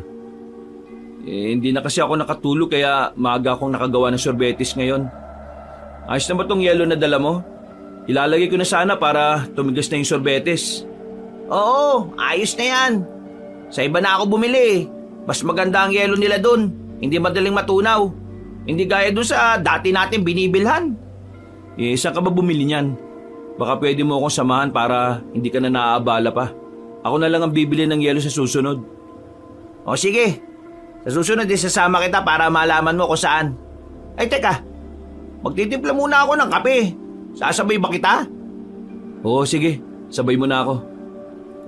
Pagkatapos ko maglagay ng yelo at asin sa gilid ng lalagyan ng sorbetes, naupo na ako at pinunasan ng pawis. Tinitingnan ko si Oscar sa ginagawa nito sa kusina. Nagpiprito siya ng itlog. Tsak na ipapalaman namin yon sa pandesal na dala niya. O pre, tara na. Mag-almusal na muna tayo. May dala akong pandesal at saka may binili rin akong kesong puti. Tsaka itlog. Bahala ka na kung anong gusto mo dito. Sige. Salamat pre. May lakad ka ba ngayong araw? Pupunta lang naman ako sa bukid namin.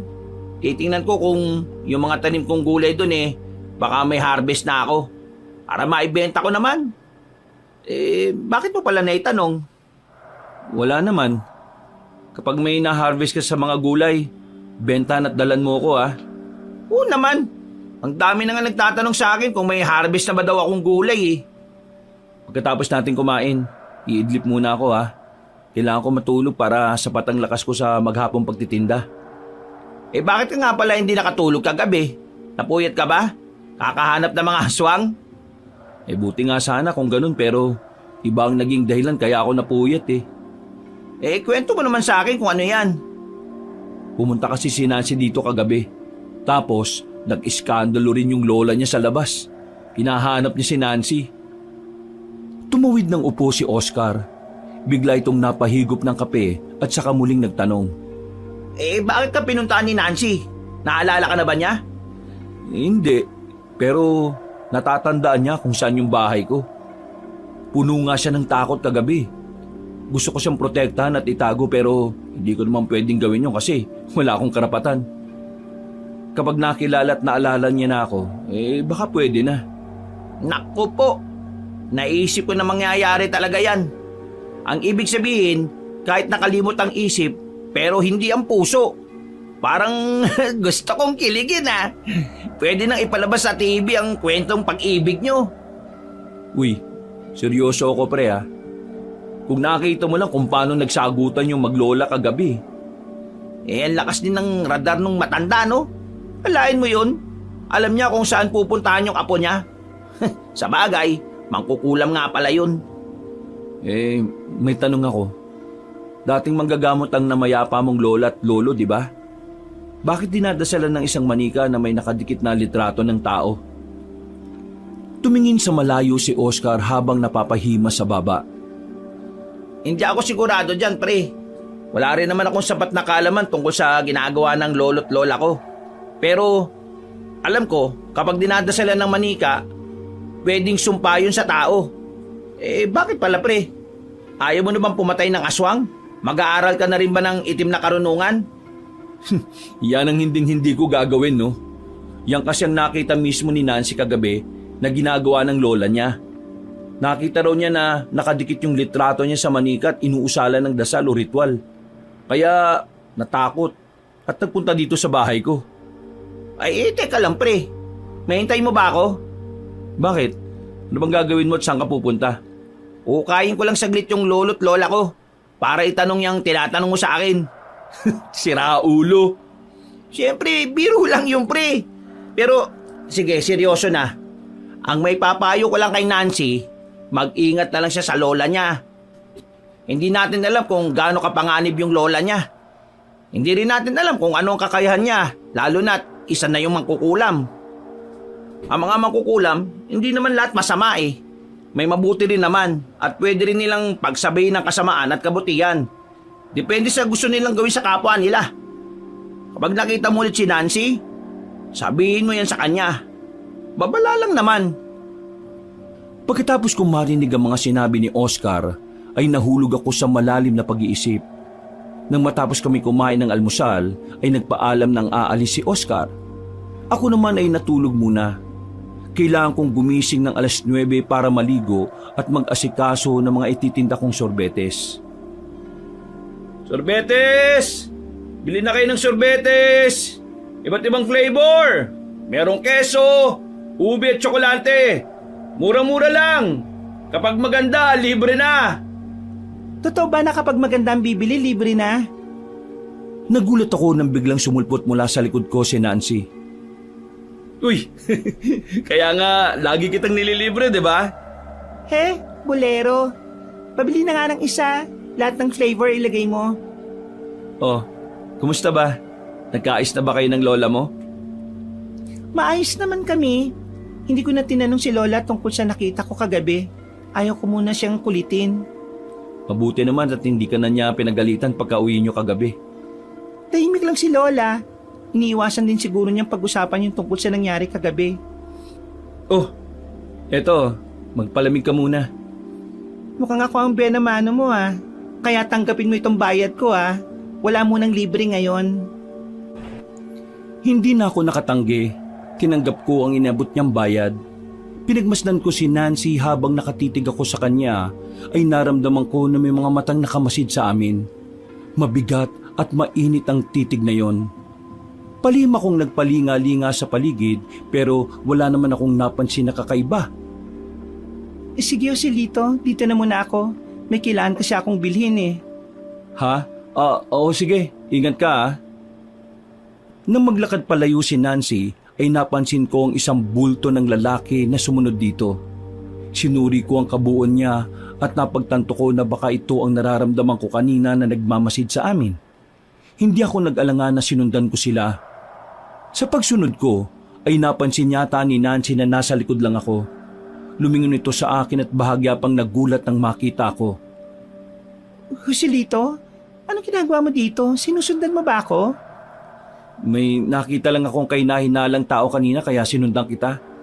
Sino naman ang taong yon? Kilala mo ba? Hindi nga kaya sumunod ako para malaman sana kung sino siya. Iginala ko ang paningin sa paligid pero hindi ko na nakita ang lalaki. Para itong pumutok na bula na biglang naglaho. Hindi ko na rin maramdaman ang presensya ng ibang tao. Baka naman nakasabay ko lang sa paglalakad yon. Siguro nga. Talasan mo na lang ang pakiramdam mo ha. Hindi natin masasabi kung kailan may panganib. Natatakot tuloy ako sa mga sinasabi mo. Hindi ko gustong takutin ka. Babala lang yung sinasabi ko. O sige, dito na ako. Tsak na malapit ang lumabas mula sa eskwelahan yung mga suki ko eh. Mag-ingat ka sa pupuntahan mo ha. Kinagabihan, hindi ako nagpahinga muna. Naisip kong lumabas muna ng aking bahay. Gusto kong maghanap ng mga aswang para patayin. Nilinis ko ang palakol at tabak na lagi kong ginagamit at dala. Nang matapos ako sa ginagawa, ay naghanda na ako sa paglabas. Kasalukuyan na akong nasa labas, lumilibot sa masukal at madilim na kakahuyan at kagubatan dito sa baryo namin. Habang naglalakad, ay panay ang sulyap ko sa bilog at maliwanag na buwan. Nagulat pa ako na magliparan ng mga paniki. Muntik na akong dapuan ng iba. Wisit! Lumayo kayo sa akin! Dumapa ako sa lupa at mabilis din bumangon nang umalis sa mga paniki. Natigilan ako nang may maramdaman akong presensya. Hinawakan ko ng mahigpit ang palakol ko at pinakiramdaman ang nasa paligid ko. Kailangan kong maging handa. Hindi nga ako nagkamali dahil biglang may sumugod sa akin mula sa kung saan. Kumapit ito sa likod ko at balak akong kagatin sa batok. Nagpumiglas ako at hinawakan sa kamay ang pangahas na aswang. Nang mahawakan ko ito, ay saka ko siya pilit inalis sa likod ko. Umatras ako ng umatras at dinikdik ko siya sa katawan ng malaking puno na nahagip ng mga mata ko. Napasigaw sa sakit ang aswang. Ayaw mong umalis ha? Itong sayo! Paulit-ulit kong binangga ang aswang sa puno. Ilang sandali pa ay bumitaw na rin ito sa pagkakakapit sa akin. Nangihina itong bumagsak sa lupa at halos nakapikit na at lupaypay. Bibitiw ka rin naman pala eh. Pinahirapan mo pa ako. Kaya mo, tatapusin ko na ang paghihirap mo ngayon. Hinawakan ko ang palakol at ubod lakas na ibinoon yon sa ulo ng aswang. Hindi man lang ako nakaramdam ng awa kahit na itinaas nito ang dalawang kamay. Tanda ng pagsuko. Nang bumaon ng tulis ng palakol ko sa ulo nito, ay sumirit ang dugo nito. Tumalsik pa ang iba sa binti at paa ko. Agad ko ring hinugot ang palakol at parang walang nangyari na nilisan ng walang buhay na aswang. Bigla kong natigilan. Pinakiramdaman kong muli ang paligid dahil parang may mga mata na namang nakamasid sa akin. Sino ka? Magpakita ka at huwag ka magtago sa dilim! Ngunit walang lumalabas. Mabilis ding naglaho ang presensya ng sinuman. Hindi ko na inisip kung sino yon. Baka isang aswang na naduwag lumabas dahil nakita ang ginawa ko sa isang kalahi niya. Pagkauwi sa bahay ko, ay naligo ako para mawala ang lansa ng dugo na kumapit sa katawan ko. Hindi na ako matutulog kaya gagawa na lang ako ng sorbetes. Eksakto pagkatapos ko magbihis ay bumungad sa akin si Oscar na nasa labas ng bahay. Nakaupo ito roon at hinihintay ang paglabas ko. Oh, ang aga mo naman yata ngayon. Maaga talaga akong pumunta. Balak sana kitang isama sa binibilan ko ng yelo para alam mo na rin. At ikaw na kamo ang bibili sa susunod. O ano, magkakape ba muna tayo? Mamaya na lang pagka uwi natin. Bumili muna tayo ng yelo. Habang naglalakad, ay napansin kong panay ang lingon ni Oscar. Sino ba nililingon-lingon mo dyan? Sinisiguro ko lang na walang sumusunod na aswang sa atin. Nakwento kasi sa akin ng pinsan ko kagabi na may pinatay na kapitbahay nila. Aswang daw ang may gawa. Hindi pa rin ba talaga sila nauubos? Sa tingin ko, kaunti na lang ang aswang dito sa baryo natin. Lumilipat na yata sila sa ibang baryo para doon magasik ng lagim. Kung kinakailangan na dayuhin ko sila sa ibang bayan, gagawin ko para maubos ko lang sila. Naghahanap na naman sila ng mabibiktima eh. Hindi na sila naawa sa mga taong pinapatay nila. Kalma ka lang pre. Asasan ba't mauubos mo rin sila? Kaya pala napansin ko na kakaunti na lang ang nakikita kong aswang dito sa lugar natin. Hindi kagaya dati. Naalala mo pa ba yung nangyari? 3 taon na ang nakalilipas? Paano ko naman makakalimutan yun? Muntik na nga akong lapain ng pangit na aswang na yun. Buti na lang mabilis ang lolo mo. Pinatay niya yung aswang kaya nakaligtas ako. Kung hindi lang namatay si Lolo, baka hanggang ngayon, magkatuwang pa rin kami sa pagpaslang sa mga aswang. Okay lang yan. Hanggang doon na lang ang buhay ng lolo mo eh.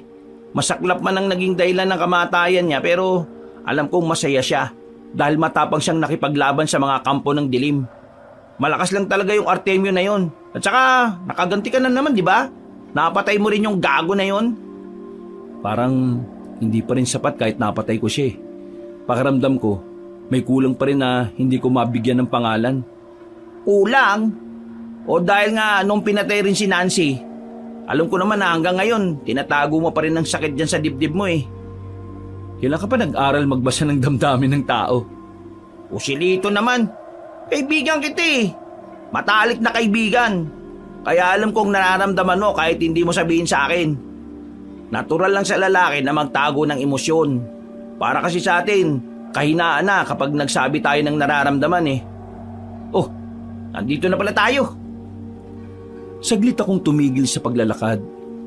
Hinayaan ko si Oscar na kumatok sa pinto ng pagbibilhan namin ng yelo. Nakasarado pa yon. May kalakihan ng pwesto. Hindi ko masabi kung bahay ba yun o talagang ginawa lang para sa gawaan o pagbebenta ng yelo. Sa ilang beses na pagkatok ni Oscar, hindi nagtagal ay may lalaking may edad na ang nagbukas ng pinto. Sinuri ko ang itsura niya at kabuuan. Malaki at matikas na lalaki ito. Puro puti na ang buhok pati ang balbas at bigote. Napansin ko rin ang naglalakihang muscle nito sa braso. Siguro ay batak sa pagbubuhat ng yelo kaya para itong regular na nagpupunta sa gym. Ang gaga mo naman yata ngayon, Utoy. Opo, isinama ko po yung kaibigan ko. Siya po yung gumagawa ng sorbetes. Yung kinukwento ko sa inyo. Tinitigan ako ng matandang lalaki.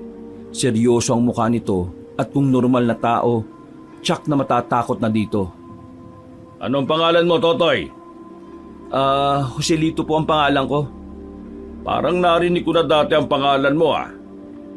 Marami kasi siyang suki dito sa baryo natin ng ice cream. Saka namana po niya sa namatay niyang lolo yung pagtitinda ng sorbetes. Ah, ganun ba? Mabuti naman na ipinagpatuloy mo ang tinitinda ng lolo mo. Pumasok muna kayo dito sa loob. Malamig dyan sa labas eh. Kukuha lang ako ng yelo. Punin niyo po ulit itong ice box na dala namin ha. At pakidagdagan na rin. Siksikin niyo pong maigi. Naupo kami ni Oscar sa mahabang upuan na naroon. Habang tahimik kaming nakaupo, ay bigla ko namang naramdaman na may mga matang nakamasid sa amin. Iginala ko ang paningin sa paligid pero kagaya ng dati ay pawang katahimikan ang nakita ko. Hanggang sa parang may ibang kausap si Mang Petronilo sa loob. Hindi ko maintindihan kung ano ang pinag-uusapan nila dahil halos bumubulong lang sila. Ilang sandali pa ay lumabas ang matanda bit-bit ang icebox. Eto na ang yelo. Pasensya na kung natagalan. Hindi naman po kami nainip. Ito po pala ang bayad oh. Sa susunod po, baka si Joselito na lang po ang pupunta dito para bumili. Tumingin si Mang Petronilo sa akin. Seryoso ang mukha nito kaya naman tinitigan ko rin siya. Parang may kung ano sa matanda na hindi ko mawari kung ano. Basta nakakasindak ang bawat titig niya sa akin. May bago pala akong suki kung ganon. Basta kapag pumunta ka dito, Totoy, kumato ka lang kapag naabutan mong sarado pa kami, ha? Opo, sige po. O sige po Manong, tutuloy na po kami. May gagawin pa po kasi kami. Salamat po ulit ha. Bago tuluyang tumalikod ay saglit ko pang tinitigan na matanda.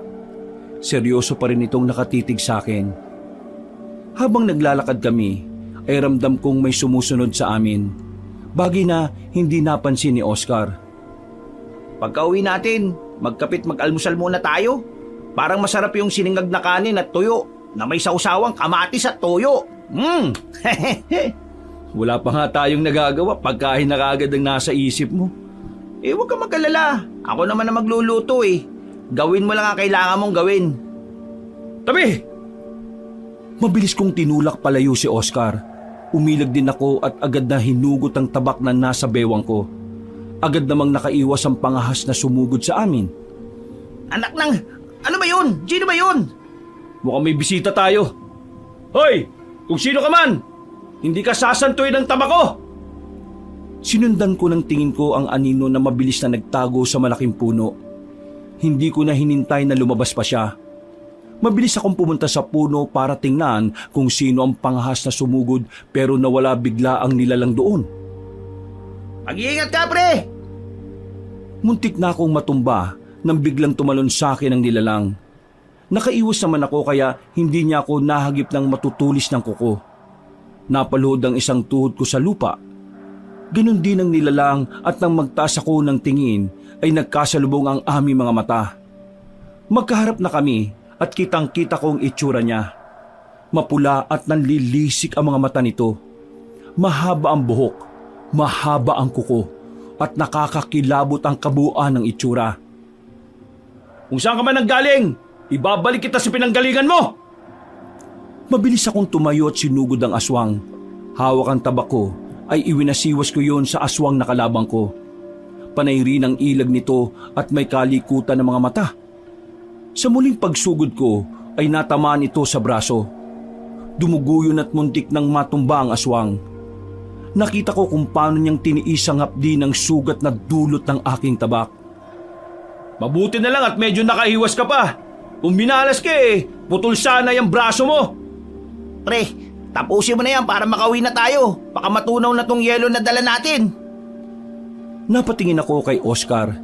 Hindi ko alam kung seryoso siya o nagpapatawa pa ng mga oras na yon. Tumingin din ng aswang kay Oscar.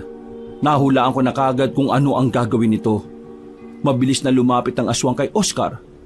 Bago pa man ito magawa ang binabalak, ay nakalapit na ako at agad na hinataw sa kanya ang tabak na hawak ko.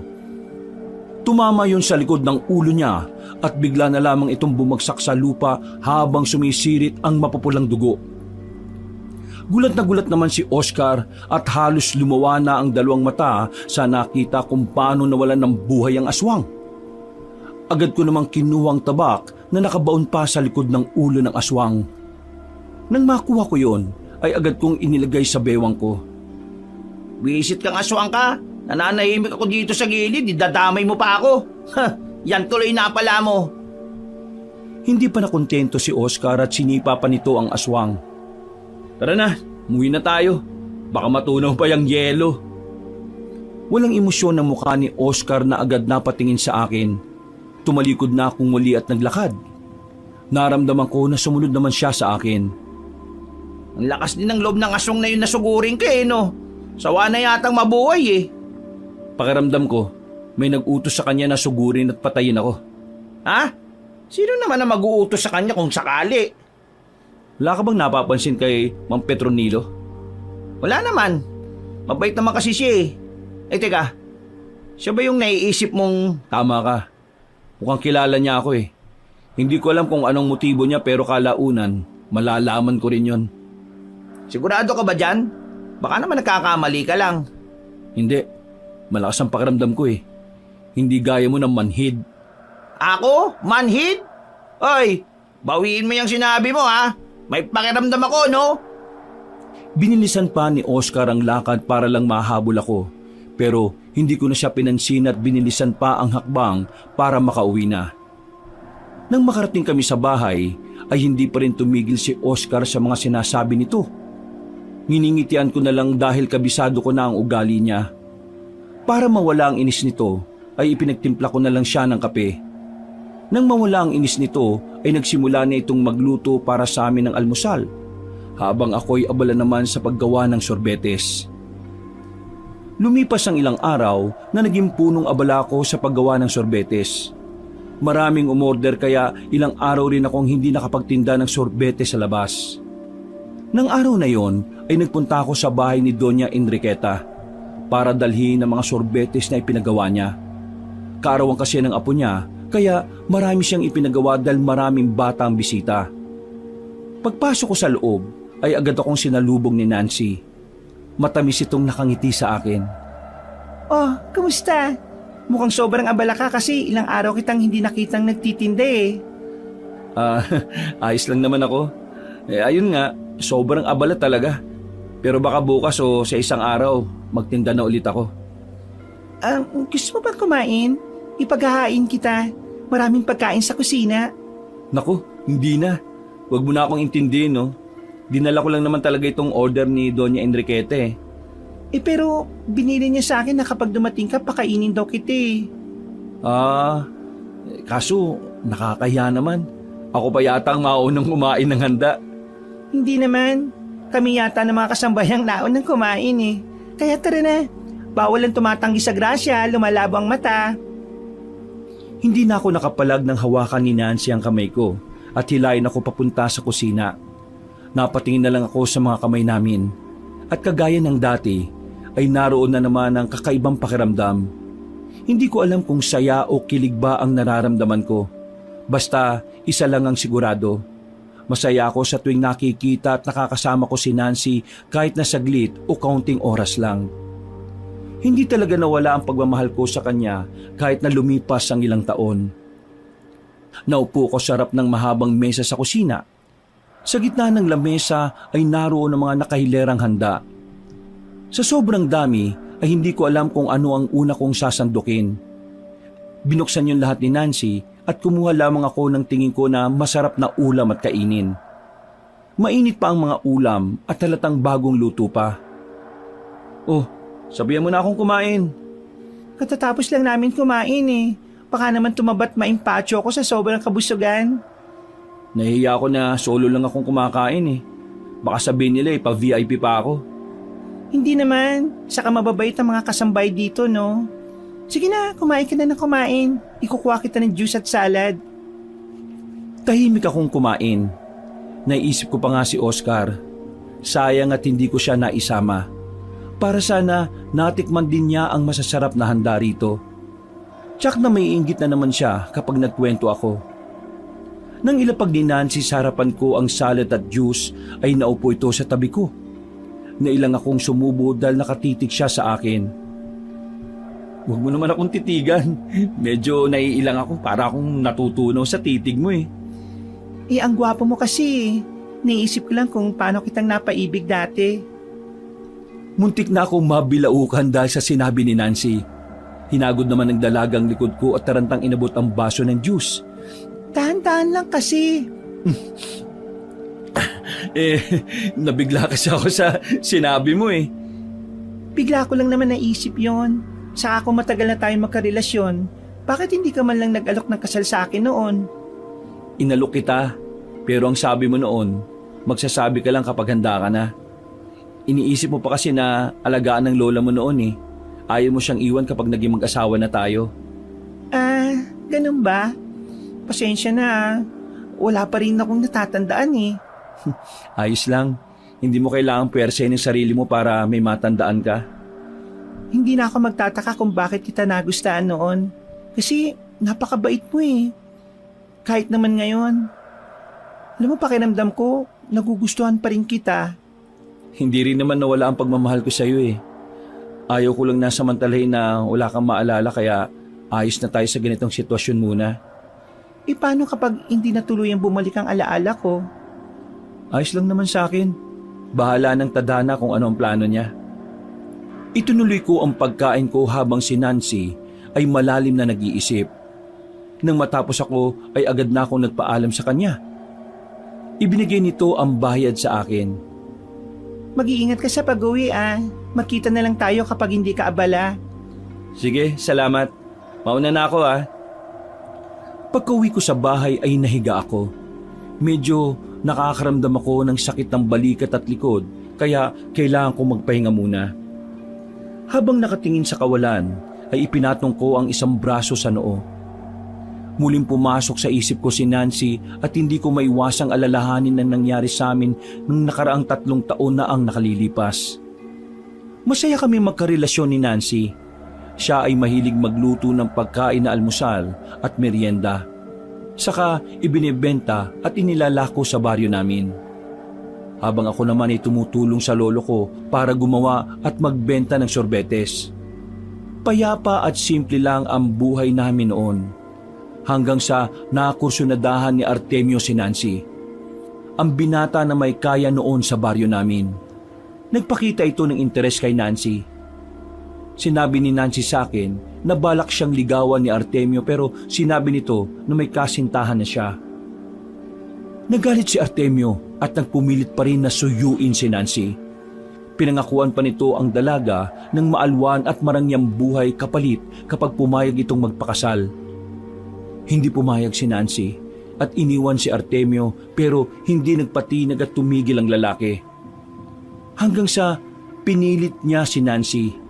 Tinakot niya pa ito na sasaktan at papatayin ng lola niya kapag hindi siya pumayag. Ang lahat ng iyon na isinumbong ni Nancy sa akin.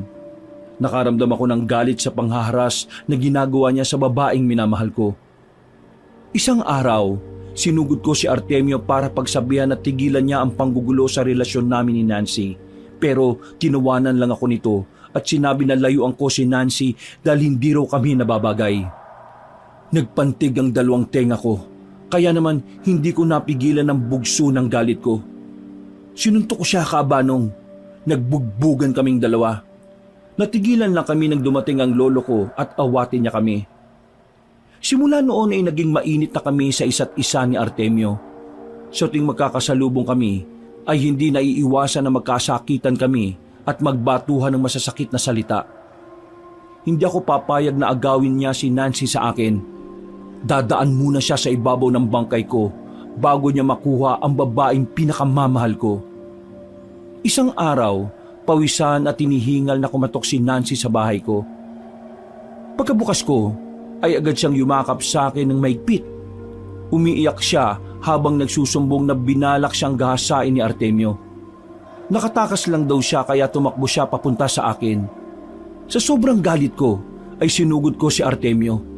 Nagpang-abot kami at halos basagin ko ang mukha niya sa bugbog na ginawa ko. Akala ko'y magiging maayos na ang lahat. Pero hindi ko alam na galing pala sa lahi ng aswang si Artemio. Nagsumbong ito sa mga kalahi niya at nagplano sila laban sa akin. Isang hating gabi, tahimik ang buong paligid ng baryo namin. Bigla na lamang pumasok si Artemio sa bahay ko. Doon magsisimula ang totoong laban naming dalawa. Tumulong din ang lolo ko para matalo namin si Artemio pero malakas niya ito kaysa sa dati. Si Nancy ay pinatay nito dahil hindi naman daw mapapasa kanya. Nang mamatay si Nancy ay parang naglaho ang lahat ng lakas ko. Umiyak ako at umasang makakaligtas siya. Hindi pa man ako nakakabawi, nakita ko kung paano niyang pinatay ang lolo ko sa mismong harapan ko. Wala akong nagawa, Kaabanong. Mabuti na lang at dumating si Oscar kasamang ibang kapitbahay nito. Dumating sila para tulungan ako. Hindi nila nagapi si Artemio pero sa sobrang galit kaya pinatay ko siya. Kinuha ko ang tabak na laging tinatago ni Lolo at yun ang ginamit ko para mapatay si Artemio. Natakot pa nga ito nang makita ang hawak kong tabak pero hindi ako nakinig sa pagmamakaawa niya. Tinulungan ko siyang patayin. Pinagtatataga ko siya na para ba akong kumakatay ng karne ng hayop. Inawat na lang ako nila Oscar dahil baka maging giniling na raw ang laman ni Artemio. Pagkatapos noon ay inihatid namin si Nancy sa lola niya at hindi na namin alam ang nangyari. Nakita ko lang ang magkahalong emosyon ni Lola Mercy nang makita nitong wala ng buhay ang apo niya. Sabi pa nito ay siya na ang bahalang maglibing kay Nancy. Bala ko pa sanang tumulong sa paglibing kay Nancy pero inuna kong asikasuhin ang bangkay ng lolo ko. Nang mailibing ko si Lolo ay wala na akong naging balita kay Nancy. Kung nailibing na ba ito? Ilang beses akong pumunta sa bahay nila pero hindi man lang lumalabas si Lola Mercy. Iniisip ko na lang na malaki ang galit niya sa akin dahil hindi ko naprotektahan ang apo niya labang kay Artemio. Doon na nabuo ang matinding puot sa puso ko. Sinisisi ko ang sarili ko kaya namatay ang lolo ko at si Nancy. Ilang buwan ko ring napabayaan ang sarili ko. Pumayat ako dahil madalang akong kumain. Nagmumukmuk lang ako sa loob ng bahay ko. Iniisip at iniiyakan ng masaklap na nangyari sa dalawang importanteng pinakamamahal ko sa mundo. Hindi nakatiis si Oscar kaya madalas niya akong binibisita. Pinapangaralan ng mabubuti para lang makamove on ako sa nangyari. Pero mas tinatalo ako ng lungkot at hinagpis. Nagpakalunod ako sa alak para kahit papaano ay makalimutan ko ang masalimuot na nangyari. Hanggang sa may isang aswang na dumating sa bahay ko. Binalak ako nitong gawa ng masama at gawing biktima. Lumaban ako hanggang napatay ko ang aswang. Lahat ng hinanakit ko sa buhay ko ay sa aswang ko itinoon. Sinisisi ko ang kalahi niya dahil sila ang pumatay sa lolo ko at kay Nancy, at simula noon ay nagising ako sa tila bangungot na nangyayari sa akin. Nagsimula akong bumangon ulit para magpatuloy sa buhay. Nag-ayos ako ng sarili at ipinagpatuloy ko ang paggawa at pagtitinda ng sorbetes. Sa unay, isa lamang akong simpleng magsusorbetes, at sa gabi naman ay nagiging mabangis at matapang akong mangangatay at pumapatay ng mga aswang sa baryo namin. Ipinangako ko sa sarili ko na uubusin ko ang lahi nila para maipagiganti ko sina Lolo at Nancy. 3 taon na ang lumipas simula nang naganap yon, Kabanong. Akala ko'y ayos na ako hanggang sa magkita at magtagpong muli ang mga landas namin ni Nancy. Buhay siya, buhay na buhay. At hanggang ngayon ay hindi ko pa rin alam kung paano siyang nabuhay. Nang makasama at makausap ko siyang muli ay nagkaroon na naman ng kulay ang madilim kong mundo. Isa na lang talaga ang hinihiling ko, ang bumalik ang alaala niya. Kinabukasan, maaga akong nagising dahil sa isang katok sa pinto ng bahay ko. Napagbuksan ko ang ina ni Oscar. Biglang nawala ang antok ko at tinanong ko ang sadya niya. Nang sabihin na matanda ang dahilan ng pangiistorbo niya, ay nakaramdam ako ng kaba para sa kaibigan ko. Sigurado po ba kayo? Sige po, umuwi na po kayo at ako nang bahalang maghanap sa kanya. Lumuluha na umalis ang ina ni Oscar. Ako naman ay nagbihis at tinanda ang mga armas para sa pakikipaglaban. Ayon sa ina ni Oscar, ay kahapon pa hindi umuwi ang binata. Hindi naman ito ugali na hindi umuwi dahil may sakit nga ang mga magulang niya. Nararamdaman ko na may masamang nangyari sa kanya at kailangan ako ng kaibigan ko. Inilagay ko sa bewang ang tabak at ipinasan ko ang palakol sa balikat ko. Palabas na sana ako ng pinto nang biglang sumigaw mula sa labas ng bahay si Lola Mercy. Alam kong nariyan ang apo ka! Ilabas mo siya! Pagbukas ko ng pinto ay ang nakakunot na noo at naniningkit ang mga matang nakatitig sa akin na matanda. Wala po rito si Nancy. Anong wala? Huwag mo nga akong niloloko! Kagabi hindi umuwi ang apo ko! Nanggaling ako sa mansyon ni Doña Enriqueta. Pero ang sabi niya ay umuwi na ang apo ko. Wala namang ibang pwedeng puntahan ang apo ko kung hindi ikaw lang. Bakit parang ang daming nawawala ngayon? Ano ba binubulong-bulong mo dyan? Sagutin mo ang tanong ka! Ilabas mo ang apo ko! Pero wala nga po siya rito. Kahapon ng tanghali po kami nagkita nung nagpunta ako sa mansyon. Dinala ko yung order na ipinagawa ni Doña Enriqueta na sorbetes. Hindi rin naman po siya nagpunta dito sa bahay ko kagabi. Nagsasabi ka ba ng totoo? Kahit kailan ay hindi po ako magsisinungaling sa inyo, Lola. Kung ganon, tsak na may nangyaring masama sa apo ko.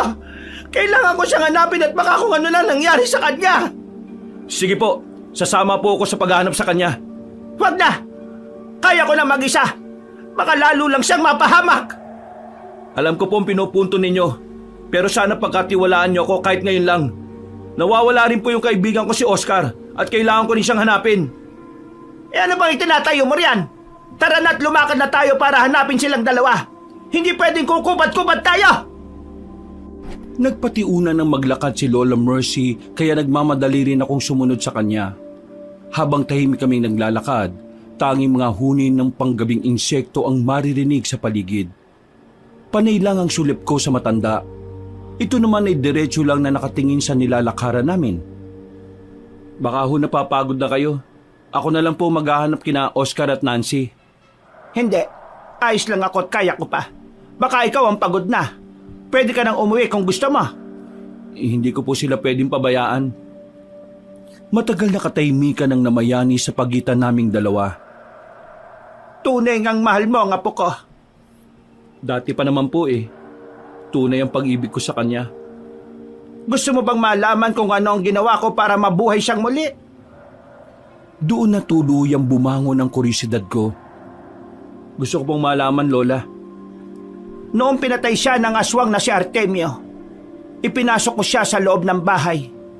Bala ko na sana siya noong ilibing pero bigla kong naalala na may tinuro sa akin ng nanay ko para bumuhay ng isang patay. Ginamit ko ang lahat ng nalalaman ko sa ritual at orasyon na yon.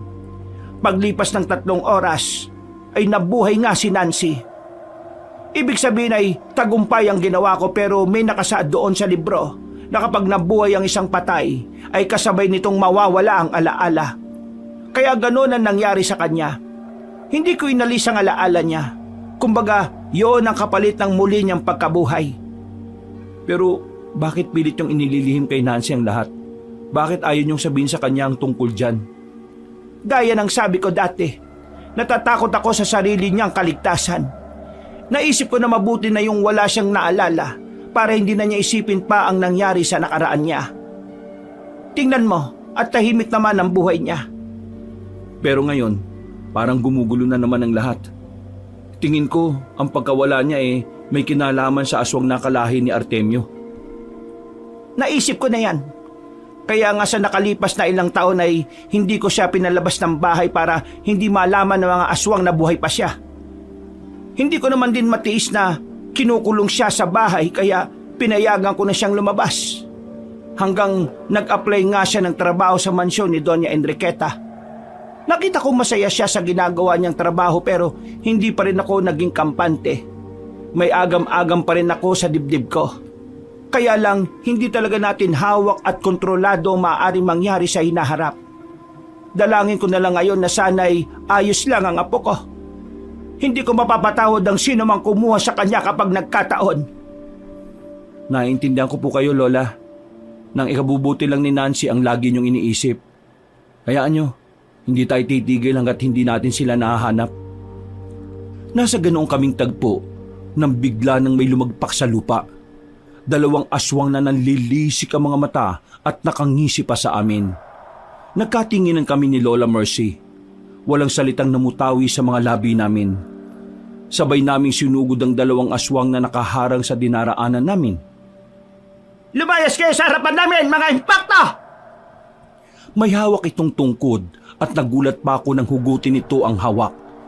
Isa pala yung matalim na sandata na espada. Nang matamaan yun ng sinag ng araw, ay muntik pa akong masilaw. Sinugod na matanda ang isang aswang. Nakatulala ako dahil yun ang unang beses na nalaman ko na marunong palang makipaglaban na matanda. Habang nakatayo ako, ay sumugod naman ang isang aswang sa akin. Bago pa man niya ako maabutan, ay hinataw ko na ang palakol ko sa kanya.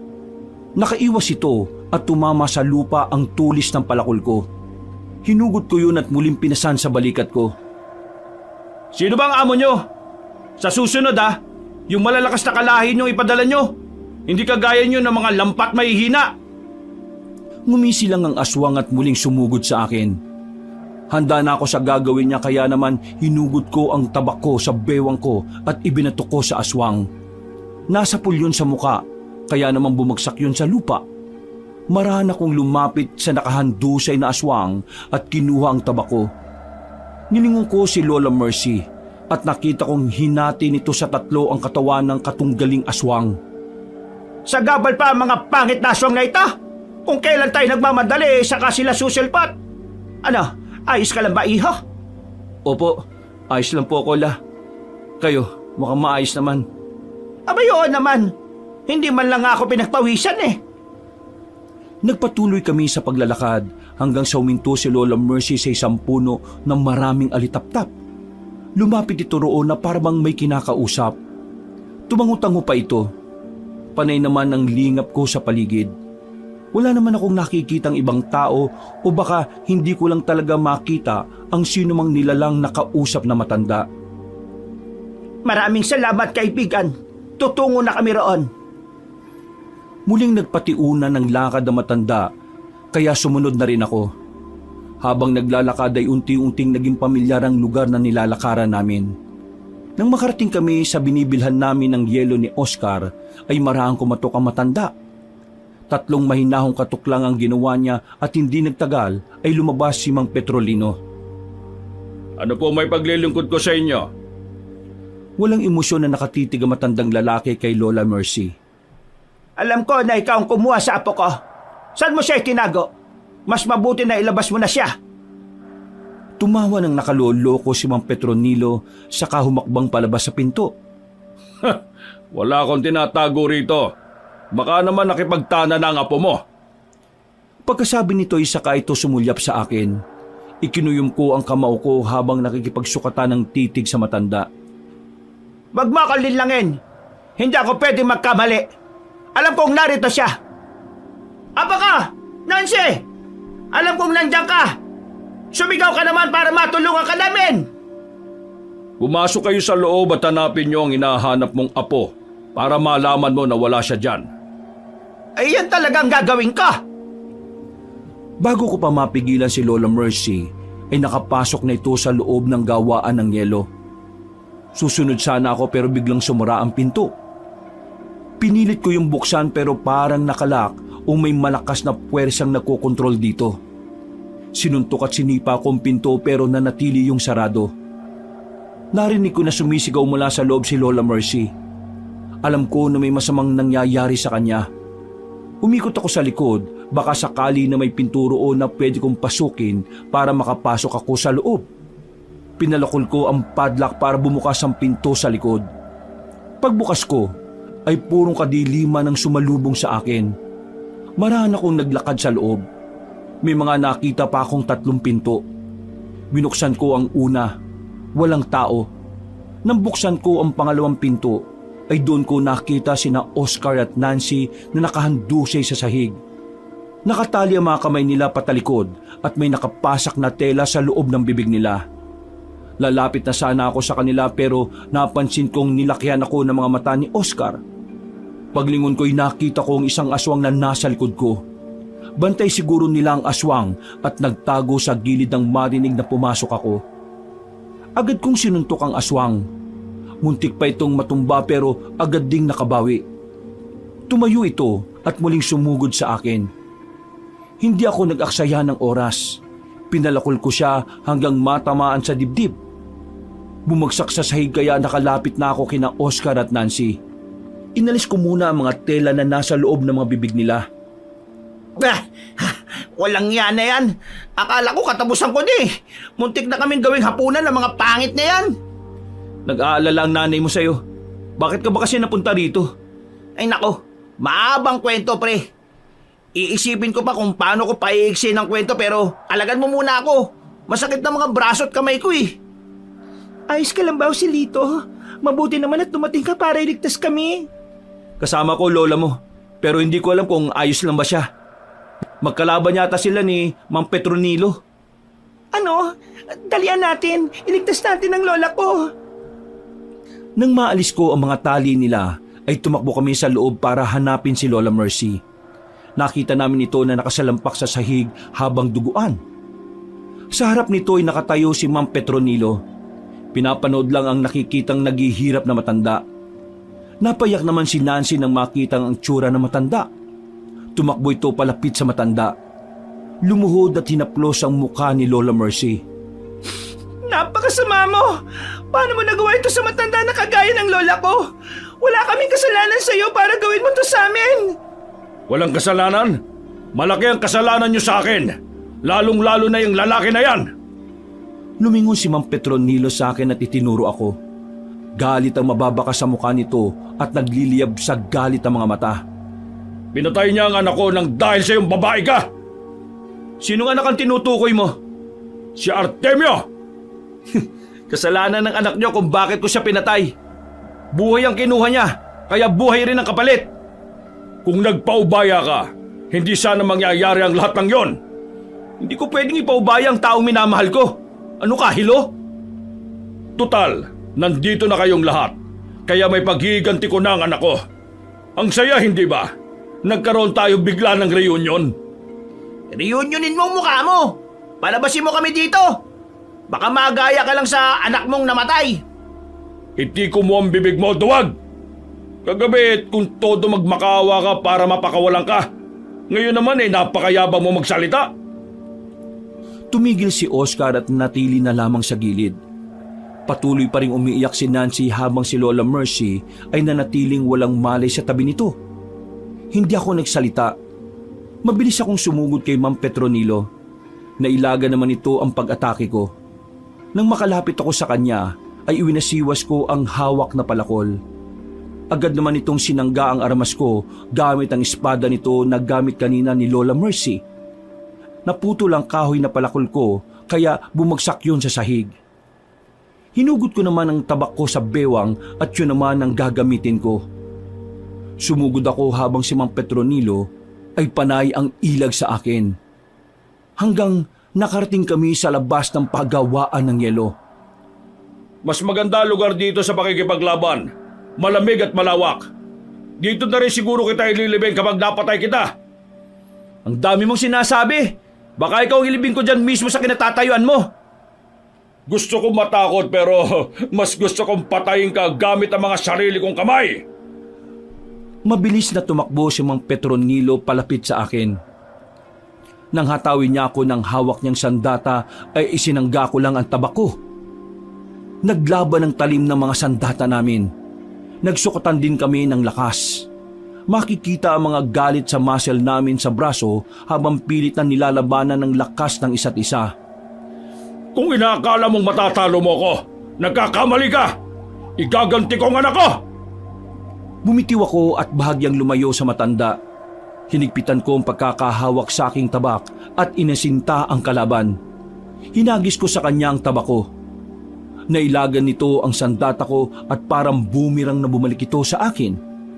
Agad kong nahawakan ng tabak at muling sumugod sa nakangising matanda. Muli na namang nagdikit ang aming mga sandata. Hindi ito nakatiis at inundayan din ako ng suntok. Natamaan ako sa pisngi kaya muntikan kong mabitiwan ng tabak na hawak. Umatras ako at sumandal sa lupa. Pinunasan ko ang tumutulong dugo mula sa labi ko. Joselito, mag-iingat ka! Nagising na si Lola! Gusto ko nang umalis sa lugar na ito! Hindi ka makakaalis! Papatayin din kita! Mabilis na nakalapit si Mang Petronilo kay Nancy. Tatakbo pa sana si Nancy pero nahila ng matanda ang braso nito. Sinamantala ko ang pagkakataon. Sinugod ko mula sa likod ang matandang lalaki. Ipinulupot ko ang mga braso ko sa leeg niya para mabitiwan niya si Nancy pero malakas ito. Agad akong siniko ng sunod-sunod sa tiyan at tagiliran ko. Napaubo ko at nabitiwan ko siya. Naramdaman ko ang pagguhit ng kirot sa natamaang parte ng katawan ko. Bitiwan mo ako! Nakita kong tumatakbo pasugod si Oscar. Ibinangga niya ang ulo niya sa tiyan ni Mang Petronilo. At kinaladkad dito para matumba pero nahawakan siya ng matanda at inihagis pabagsak sa lupa. Napakislot sa sakit si Oscar at namimilipitan na maluktot sa lupa. Sunod naman ay sinabunutan ni Mang Petronilo si Nancy pero nagpumilit siyang kumawala.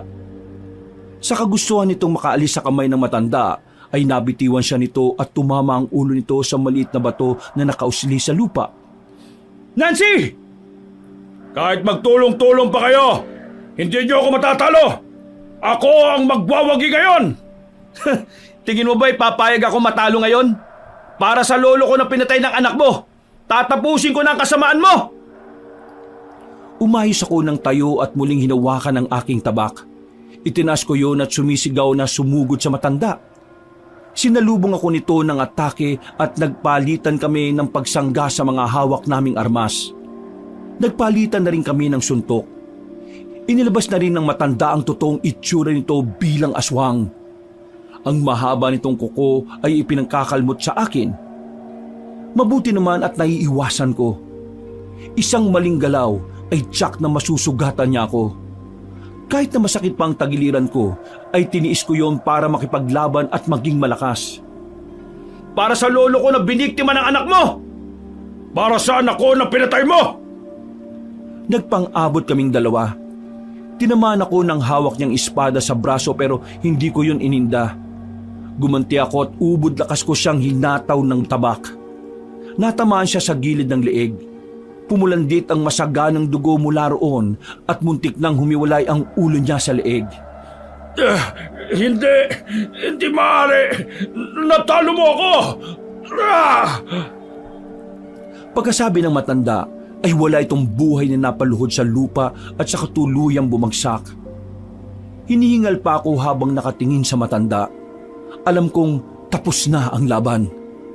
Agad kong pinuntahan si Nancy. Ginising ko ito. Maya-maya pa'y gumagalaw na ang mga mata nito. Pagmulat niya ng mga mata ay kumunot pa ang noo nito. Jose dito, anong ginagawa ko dito? Nasaan tayo?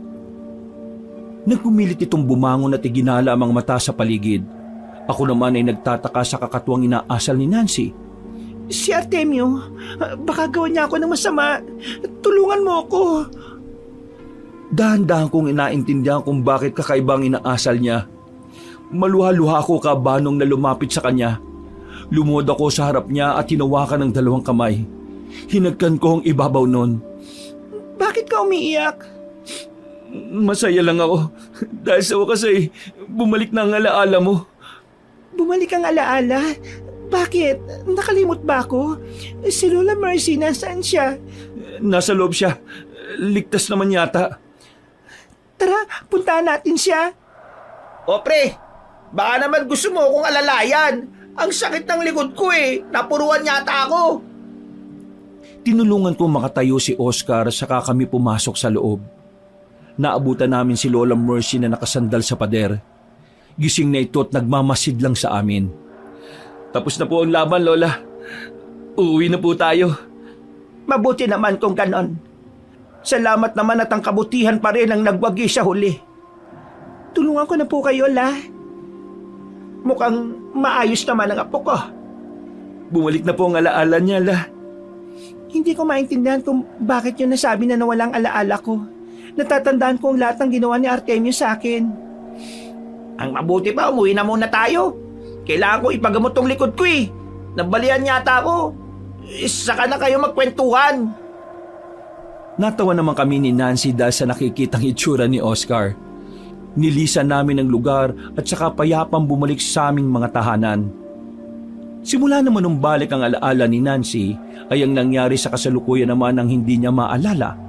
Ikinuwento ko sa kanya ang nangyari mula sa huli niyang natatandaan hanggang sa muli naming pagkikita. Sa ngayon ay masaya na kami na nagsasama. Binigyan kami ng basbas ni Lola Mercy para magsama na sa iisang bahay.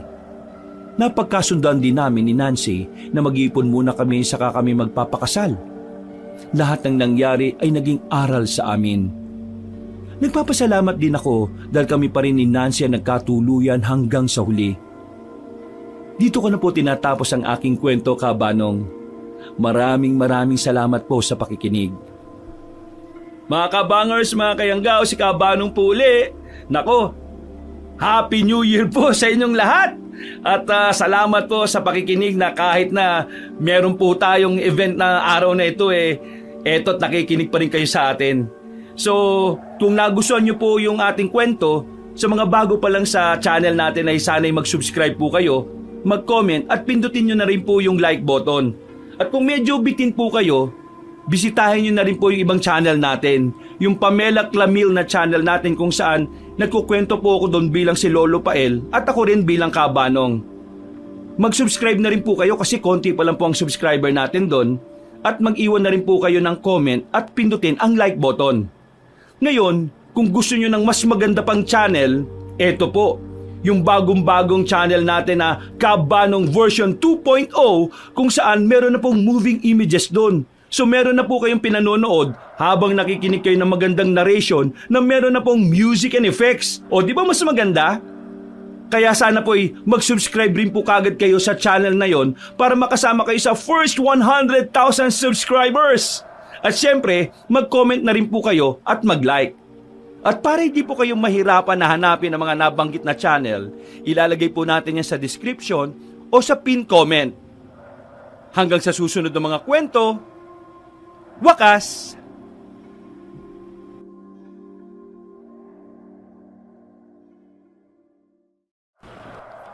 Ang sabi nila